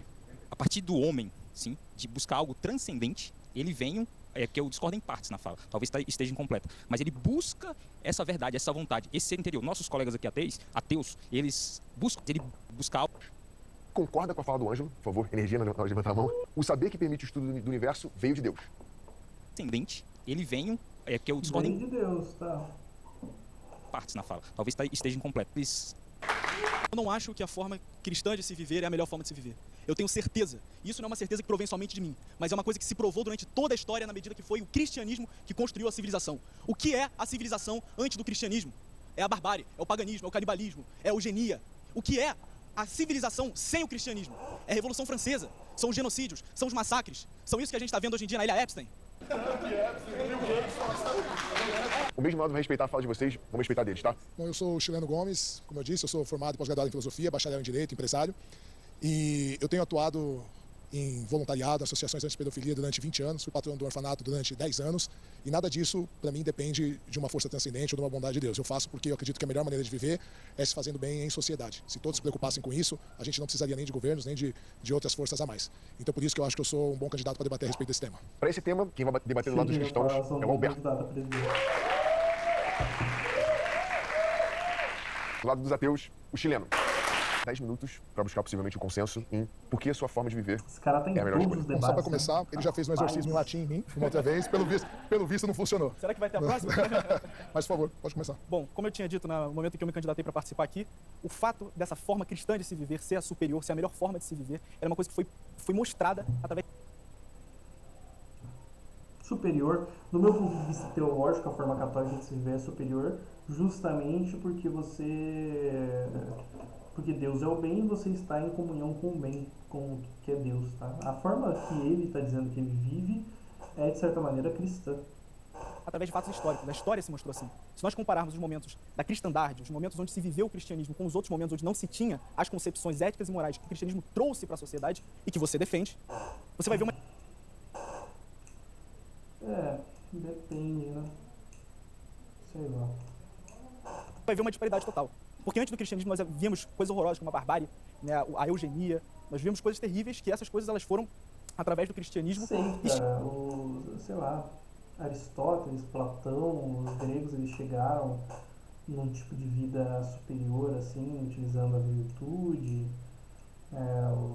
os chineses também chegaram a algo bem próximo, os japoneses também, né, então... Eu acho que o cristianismo, o catolicismo é a forma correta de se viver as virtudes, etc. Não acho que necessariamente seja o único jeito, mas é o jeito correto, o jeito que leva à divindade, que é o céu. Extinguidas da sociedade em certo aspecto ou foram completamente rechaçadas, coisas que antes eram tidas como normal. Bom, eu compreendo a sua fala, mas a verdade é que empiricamente, historicamente, a gente se prova ao contrário, né? Primeiro porque o cristianismo, ele também já foi uma... Empiricamente, cara, você vai testar em laboratório? Vale, né? A gente teve aí 1000 anos da Idade Média, que filosoficamente a gente chama de Idade das Trevas, porque não podia existir nenhum tipo de Filosoficamente, não exatamente. Né? pensamento que fosse divergente. Ah, poderia, cara. Né? Claro que poderia. Existiam diversos. O que não era tão... As pessoas não gostavam de heresias, né? E elas queriam matar. Gente da igreja, porque até os próprios cristãos, eles tinham medo da igreja, porque eles eram condenados como hereges, só por descobertas científicas. Então, você tem uma ideia, no ano 800, o islamismo é considerado a religião do amor, embora hoje ela seja uma religião radical, né? Só para concluir. E o que acontece? Hoje, os países que têm o maior IDH do mundo, que têm a maior condição de felicidade, são os países considerados seculares, onde as pessoas se declaram a sua maioria como não religiosas ou ateias. E existem países que são religiosos e que não são cristãos, que são Mas qual que é a base moral da filosofia desses países, cara? É aquele negócio, cara, o Dawkins, Richard Dawkins, ele é ateu, mas ele é um cristão cultural, a cultura dele é enraizada no cristianismo. Você pode até falar, esses países, eles são países que são países seculares, com a maior parte da população ateu, mas de onde veio a base da moral desses países? Cristianismo. Extremamente muito mais morais, como é o caso dos países asiáticos, né, o próprio Japão e outros que têm uma ideia de comunidade muito maior, uma ideia cultural muito maior e que nunca sequer... Japão, no qual a honra, se você desonrasse, você tinha que beber veneno. Mataram cristão a rodo, mas que de certa maneira eles têm sim, que nem eu disse, né, eu citei o Japão antes. Eles conseguem enxergar em filosofias que são filosofias boas, de virtude, etc. Só que nenhuma delas é tão sólida quanto o cristianismo. Que é na história passada parte do cristianismo. Então essa ideia de que o cristianismo que trouxe moralidade, que trouxe uma limpeza no mundo, ela é epistemologicamente e historicamente errada. Certo, só para apontar uma coisa que você disse, você falou do herege. O que é o herege? Sabe definir? O herege é alguém que vai contra as doutrinas da igreja. Só que é isso que é condicionado como herege pelo cristianismo. Não, o herege ele é a pessoa batizada que se desvia da fé católica, ou seja, uma pessoa que é católica, uma pessoa que é cristã, sim, e ela se desvia disso. Então quando a gente vai falar de muçulmanos, quando a gente vai falar de pagãos, que é o que eu estou tratando aqui, eu estou tratando da antiguidade, entendeu? Não se trata de heresia. Então você usar isso como argumento... Não. Vamos lá. Você demonstra... Peraí, vamos lá, historicamente. Galileu Galilei, ele era cristão? Bom, como eu ia dizendo, o que a gente falou em questão ao herege, eu estou dizendo em questão... Galileu Galilei nunca ficou contra a Igreja Católica. Todo mundo que estuda Galileu sabe que a questão foi muito mais política, extremamente política. Ele nunca deixou de ser católico, ele pediu para ser sepultado na igreja próxima à casa dele. Ele tinha umas discussões com o Papa, ele escreveu aquele livro em que ele deixou aquela asserção ao Papa, que ele falou, que ele chamou a frase do Papa de ridícula e tudo mais. Isso é uma coisa. Isso não significa que ele tenha deixado de ser católico ou que ele tenha odiado a igreja. Galileu nunca se demonstrou tão abertamente contra a igreja, mesmo depois de ser condenado.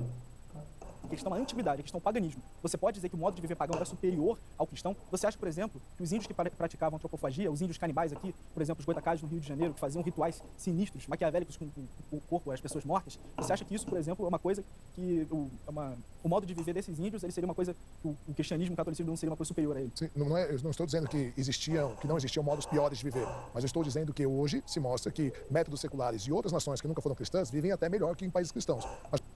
Seculares, mas que tem base cristã. Por exemplo, como a pergunta é pessoal, por que o meu modo de viver é melhor? Porque, por exemplo, o próprio Kant, que era um filósofo cristão do século XVIII, ele dizia que a moralidade ela não pode depender de Deus, ela tem que depender das próprias decisões pessoais. Por quê? Porque senão você é só um interesseiro. Ou você está querendo o benefício do céu, ou você tem o medo do inferno. Eu não acredito nem em céu nem inferno. Então por que eu sou bom? Porque eu escolhi ser bom. Entende? Por que eu atuo há 20 anos como voluntariado, em associações anti-pedofilia, fui patrão do orfanato há 10 anos. Por quê? Porque eu quero o céu? Não acredito em céu, não tenho medo do inferno. Por quê? Porque eu acredito de verdade que as minhas boas ações elas podem refletir em outras pessoas. Tem um filósofo, eu não vou me recordar o nome dele, cara. Tem um filósofo ateu que ele diz o seguinte, cara, eu não só não acredito em Deus, eu não quero que Deus exista. Se ele existir, é o pior cenário pra mim, porque eu tô ferrado. Eu acho que falta um pouquinho dessa admissão de algumas outras pessoas e que isso pode fazer bem pra sociedade, independente de uma divindade. Então, o que você tá fazendo... que você está fazendo Cara, é até herdar os uma falta cristãos cristã. bateu palma. Porque antes da parábola do bom samaritano, antes da ética cristã vir à tona, daquele amor ao próximo que o cristianismo vai trazer, esse tipo de coisa, Os por caras exemplo, tudo evangélico, só tem um católico. não existia. Você não via orfanatos, por exemplo. Você via pelo contrário. Você via de diversas civilizações. Isso é uma coisa interessante, né? Faculdades, hospitais públicos, orfanatos, tudo isso surge e começa a ganhar uma intensidade maior com a Igreja Católica. As pessoas pagãs, tribos pagãs, né? Que eles pregavam que caso uma criancinha ela nascesse deficiente, então essa criança ela podia ser morta. Não, mas cara, você é uma visão... Ainda que você seja ateu, você está seguindo um princípio cristão. Então, mas olha só, você tem que entender que esses próprios princípios que você pega do cristianismo, eles foram herdados de culturas pré-cristãs. O cristianismo ele tem 2000 anos só. E você quer dizer que... O outro também tentou puxar, tentou, mas o pessoal não quis. Ninguém antes do cristianismo não existiam boas sociedades. Então, a gente teve os sumérios, teve os babilônicos, teve os persas, teve os... Caraca, cara. Os suméricos, o Gilgamesh, o Gilgamesh vencendo o inimigo dele com uma meretriz. Eu acho que não é uma sociedade tão moralmente superior assim. Os próprios judeus. Então nunca existiu bondade na... Os judeus, eles vão trazendo. Antes do cristianismo, o próprio cristianismo... Existe, mas através de Deus, entendeu? É que a plenitude da bondade... Não é que não existe bondade fora da igreja, existe. Só que a plenitude da bondade está na igreja. O cristianismo ele é resultado de um ato... Entendeu? É isso que eu quero dizer. As outras pessoas, elas têm bondade, elas podem ser boas, mas a plenitude da bondade está na igreja. Fundamento de inúmeras outras religiões e culturas que vão gerar com a evolução da sociedade o que a gente considera que é ética e moral para a convivência. Então, eu não estou dizendo isso. Mas foi o que você disse. Esses povos bons que fizeram coisas boas, eles viviam segundo uma retidão ética, porque eles dentro deles possuíam conhecimento de que havia o bem e de que havia o mal, entendeu? Por uma questão ética. Agora, qual que é a diferença do cristianismo? O cristianismo ele vai universalizar isso. O cristianismo ele vai dominar o mundo. Só que eu entendo que as pessoas ficam meio assim ali, porque... meio que quando você tá ali, você fica meio nervoso. O cristianismo vai trazer aquilo que era exclusivo de certas tribos que tinham essa concepção de fazer realmente a caridade com o próximo. Ele vai Quando eu tava universalizar isso. Ele vai mudar a Europa, ele vai mudar as Américas. Ele vai acabar. Roberto, ele vai mudar, ele vai fazer a colonização, vai matar os índios, vai obrigar. Então, que moral que ética é essa? E depois, isso é epistemologicamente de novo errado que você falou. Porque só um quarto da população mundial é cristã. Quer dizer que os outros 3/4 são todos antiéticos, são todos barbários, são todos... Muito pelo contrário. Os países que têm maior condição moral, os que têm maior IDH do mundo, são países seculares ou países que não são cristãos. Como você teve o caso do Japão, da Suécia, da Dinamarca, onde a maioria se declara não religiosa ou ateu. E os países onde tem maior guerra e onde tem maiores barbáries são países cristãos ou religiosos, como a gente está vendo agora aí. Certo, vamos fazer um exercício de reflexão. Vamos imaginar que o cristianismo nunca tivesse chegado ao mundo. O cristianismo acabou com os impérios barbáricos. Ele acabou com esses grandes... E ele impôs outra barbárie. As cruzadas foram outras. O cristianismo ele pega a morte das pessoas, o cristianismo ele pega a eugenia da criança. É isso que prega. Eu abro a Bíblia pra você e mostro todos os mandamentos. Eu mostro como Deus manda matar os amalequitas, toda criança de colo. Depois Jesus dizendo assim, que ele não veio, ele veio para trazer a espada, ele veio para completar a lei. Eu posso abrir a Bíblia e mostrar inúmeros exemplos. Eu posso abrir o Apocalipse e mostrar exemplos pra você de começo ao fim, Jesus de Deus matando. Falar isso, mas você não tem autoridade nenhuma para poder interpretar isso e para poder dizer o que isso significa. Então quem tem? Você tem 40 mil religiões diferentes cristãs. Qual que tá certo, então? São 40 mil divergências dentro do próprio cristianismo. Qual que tem o Espírito Santo que tá certo? Só a sua. Só existe uma igreja que Jesus Cristo fundou. E as outras são ramificações, são coisas que vão se deturpando e desvios dessa única religião, que é essa igreja católica. Eu entendo que a gente está caminhando para um não consenso, só que a gente tem possíveis 2 minutos para essa tentativa, tá? Eu vou ler o que está ficando para mim da leitura de cada um. Alberto, a história prova que a vida cristã é a melhor. Chileno, a moral depende de si, ainda mais quando se escolhe ser bom. E a história prova que ele está errado. Aí eu vou dar um espaço para vocês aí em 1 minuto e 20 para buscar um consenso, se possível. Chileno, quando você fala que a moral ela depende de si. O cara viver como quiser, dentro de regras. Nenhum dos dois vai mudar a opinião, cara. Não tem pra quê. Que tipo de debate é horrível. De regras éticas e morais que são estabelecidas pela própria lei. E essa lei ela é estabelecida. O governo, é isso que a gente tem. A gente vota em polícia, por isso que a gente tem Constituição. Então a moral é manda do governo. Se o governo diz que certa coisa é certa, certa coisa é errada, então o governo tudo bem. E os governos pagãos que diziam que abortar, que diziam que fazer eugenia, matar criança. Por isso, como teve vários governos cristãos que já fizeram isso. Por isso que a gente. Por isso, a igreja ela defendia a própria escravidão. Os governos. Os portugueses eram cristãos? Você tá rindo por quê? Os portugueses eram cristãos? O pessoal confunde política com fé. A maior parte dessas barbáries que ele está falando são políticas, não de fé, não de teologia. E a própria Bíblia defende a escravidão. Os espanhóis eram cristãos. Quem fez a escravidão moderna foram os próprios cristãos. E é o que acontece. Por deliberações da própria sociedade e pressão das pessoas que eram realmente éticas, que a escravidão deixou de existir. Então o fato de você rir, isso mostra desconhecimento histórico para você. Você sabe por que botaram os padres para fora? Perdão. A gente estourou o tempo e não conseguimos encontrar um consenso. Esse foi um bom debate. Vai sair, vai virar católico um dia esse aqui. Entre os cristãos, quem concorda com a fala do Alberto de que a história prova que a vida cristã é a melhor? Quem discorda da fala do Alberto? 2 pessoas que ainda não falaram. Olá, tudo bem? Meu nome é Adriano. Eu passei por 5 religiões, morei no Canadá 10 anos, morei em 7 cidades do Brasil. E eu não acho só que o cristianismo engloba, mas tem mais coisas além disso. Então hoje em dia eu acredito no universo, acredito na energia e acredito no bem maior. Nossa, mãe. Maior dentro de nós. Tá englobando dentro de nós temos Deus. Então, um pouco eu discordo, um pouco eu concordo com ele. Então, possa ser que no passado não foi a melhor forma de viver, né? Só que hoje a gente vive no presente. Hoje, né, na atual século que a gente vive, na minha opinião, a melhor forma de se viver é a forma de ser cristão. Possa ser que no passado aconteceu algo, mas nós estamos falando agora do presente. Hoje, É a melhor maneira de você se viver sendo cristão. A gente pode ver pelos resultados. 30% do mundo é cristão. Ateu é só 3%. Perguntas ateus. Quem concorda com a fala do chileno de que a moral depende de si, ainda mais quando se escolhe ser bom? Quem discorda da fala do chileno? Não é discordando 100%, porque a forma do chileno viver é melhor pra ele.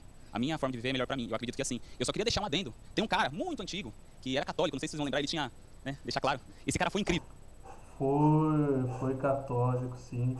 Católico foi demais, demais. Primeiro católico que disse que o Lutero foi uma das 3 pessoas mais importantes da Alemanha. Foi um católicozaço, muito católico. Assim, a igreja não ficou contra ele, né? Não tem nenhuma carta do Einstein aí falando, parabenizando a igreja por ter ficado contra esse cara, né? Incrível. E ele tinha um pensamento igualzinho a do meu amigo que é cristão, que o conceito de vida dele é 100% certo e o restante do mundo tá errado. Eu não sou cristão, mas eu também dou aula em comunidade, eu faço várias coisas. Eu não preciso de um Deus pra me fazer, assim, ser uma pessoa boa. E só pra lembrar disso, lembra do Bigodinho? Ele tinha um pensamento igualzinho ao seu, cara. Que você é um grande exemplo de como não ser. Nosso último tema de debate é: qual seria a melhor forma da religião existir no mundo? Ateus? Eu sou Andréia. O Hitler, ele afirmou não ser católico, mas um cristão alemão. E ele chamava, né, de cristianismo positivo. Ele não era católico. O pessoal tava puxando alguma coisa, eu queria só comentar isso daqui também, tá? Ele admirava o Islã também, tá? E ele achava o Islã mais parecido com a ideologia nazista do que o cristianismo. Interessante, né? Muito interessante. Tudo bem. Eu acho que é uma pergunta enviesada, né? Mas a melhor forma da religião continuar existindo é de uma forma que esteja num lugar laico para as governanças, né? E que também tenha um respeito às culturas. Enfim. Eu me sinto apto para defender esse tema, porque eu respeito e dialogo com muitas pessoas de muitas religiões e de muitas coisas. A ética, o respeito, tem que estar entrelaçado em tudo. Inclusive, o cristianismo, ela é a que mais respeita as outras religiões, porque é a partir da sua escolha que você se define. É a partir da sua escolha. Eu não me meto no que você escolhe. Haverá consequências para você, para mim e para todos, mas você pode escolher por si só. No último debate, quem vem representar os ateus é a Andréia. É o seguinte, a evangelização é diferente da colonização. A colonização impõe um Deus. A evangelização, ela te convida. E um convite é você aceitar ou não. Quando eu ouço a palavra religião, eu não penso só no cristianismo, né? Então eu vim também falar um pouco da minha vivência aqui, para tentar falar um pouco do que o grupo ateu pensa, né, a partir de uma perspectiva ateísta, mas também trago minha vivência que não traz só o cristianismo. Eu já fui da Igreja Batista, mas também já participei de lugares de matrizes de religião de afro, também já participei de religiões que não são religiões, né, o budismo, enfim. E aí quando eu ouço religião e a gente vem nesse debate e fala evangelização, né, me coloca num lugar de cristão. E eu acho que quando a gente pensa em trazer um lugar da religião, o melhor lugar para a religião existir, é não considerando o cristianismo como a única religião presente, né? E quando você fala evangelização e não se intrometer, a gente já tem que partir do pressuposto que o cristianismo se intromete em todas as outras religiões, historicamente. Há essa intromissão, assim. Eu concordo com você em partes, porque é o seguinte, a partir de que eu acredito na pessoa de Jesus Cristo e que ele é Deus, a partir disso, ele me dá uma ordem, e aí de pregar o evangelho. E eu não tenho como não, a partir do cristianismo verdadeiro, correto, pregado no amor de Jesus, na pessoa de Jesus Cristo, eu não tenho como não te convidar a participar desse amor. Então, não é sobre a colonização que historicamente vemos, mas é sobre o convidar para viver uma vida de amor. Ordem e convite são palavras que se conflitam. Quando você me diz que você está sendo ordenado, você está me dizendo que você está sendo imposto a. E assim também outras pessoas. Não necessariamente, cara. Sua mãe, ela te dá uma ordem de limpar o seu quarto. Você pode não fazer. Você pode ter uma consequência caso você não faça. Geralmente não é uma consequência tão dura. Pessoas que são cristãs estão sendo impostas a se colocarem.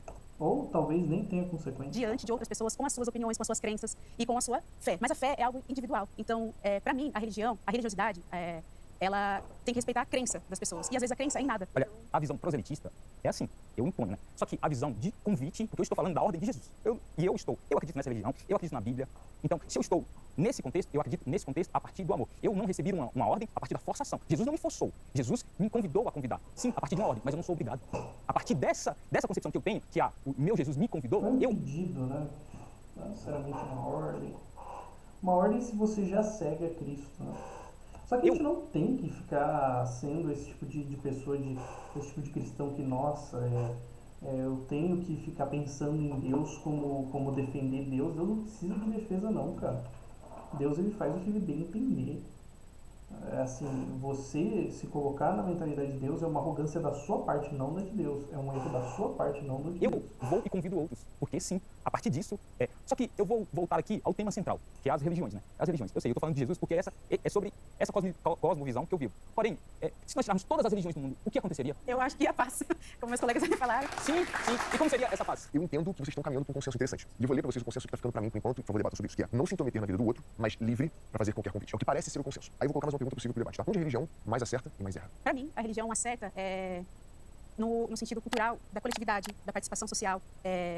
Acerta nisso. Acerta no sentido de preencher um vazio humano de que nós não sabemos exatamente qual o nosso... Perguntas que foram feitas hoje. Qual o nosso início, qual o nosso fim posterior. E por mais que existe uma crença independente de religião, há um vazio ainda, há uma insegurança, um anseio existencial, que é preenchido pela religiosidade ou a não religiosidade também. Grupos não ateus, de pessoas ateias e agnósticas, também se complementam em discussões filosóficas e acolhimento, né? Voluntariados, enfim. Então, acho que mas aí partindo do lugar da religiosidade, eu acho que ela acerta nisso. Ela erra quando esse convite, ele se torna impositivo, quando ele se torna opressor, quando ele se coloca como superior a outras formas de existir. Eu parti de um lugar cristão e só fui conhecer outras possibilidades à medida que eu me libertei dessa ideia de que havia uma... Cara, eu acho que cada um tem o direito de entender, tá bom? Eu sou católico, eu escolhi ser católico, me converti ao catolicismo através de uma questão mais lógica mesmo. Não sou esse tipo de pessoa sentimentalista.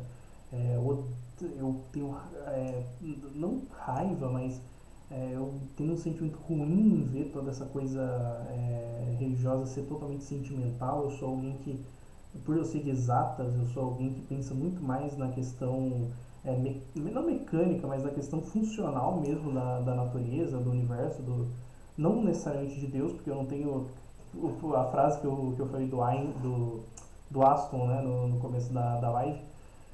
O Aston, ele diz: eu não tenho como saber o que Deus pensa, eu também não tenho. Então, com relação ao universo, eu sou totalmente mecânico, eu sou totalmente, com relação a isso, eu sou totalmente lógica, metafísica e física. É isso que define o mundo, essa racionalidade. Mas, com relação a Deus, eu não tenho como definir exatamente, mas eu sou totalmente contra essa noção totalmente emocional. Acho que tem que ter um pouco deve ter razão em tudo que se faz, inclusive na questão religiosa. Deve ter racionalidade em tudo. E no final das contas, todas essas religiões, elas estão dizendo: eu estou certa, e necessariamente eu estou certa, as outras estão erradas. Então, você tem que escolher uma religião em absoluto, essa é a minha crença, mas você não deve se meter na escolha do outro. Você pode até compartilhar e falar que sua religião é verdadeira. Você não pode forçar o outro. E uma imposição, né? Essa imposição disfarçada de convite. Então, para mim, a religião quando ela transforma essa prática de convidar em algo impositivo. Sim, eu concordo com você na parte de que quando é impositivo, é ruim.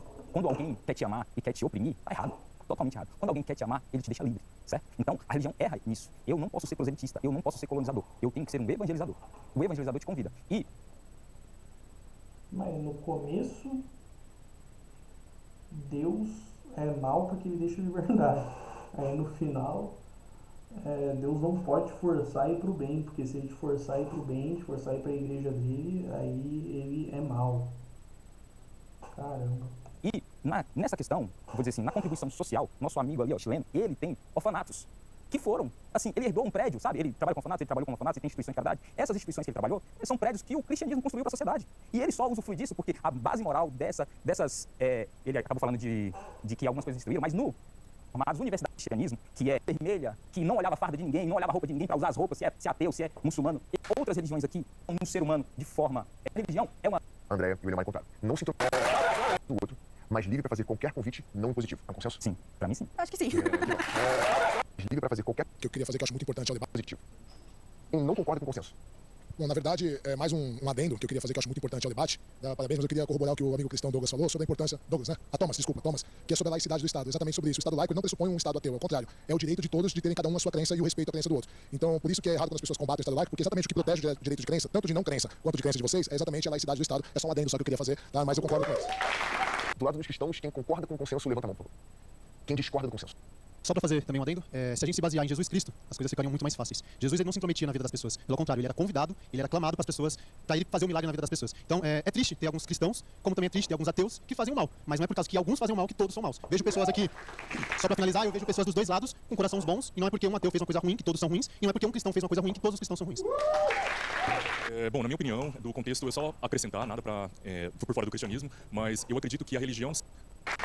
Tá, vamos começar. Acabou. Finalizamos por hoje. Já vou finalizar a gravação. Espero que todos tenham gostado. Espero que tenha ficado legal. Mas é isso, tá? Acho que eu dei uma boa falada aqui.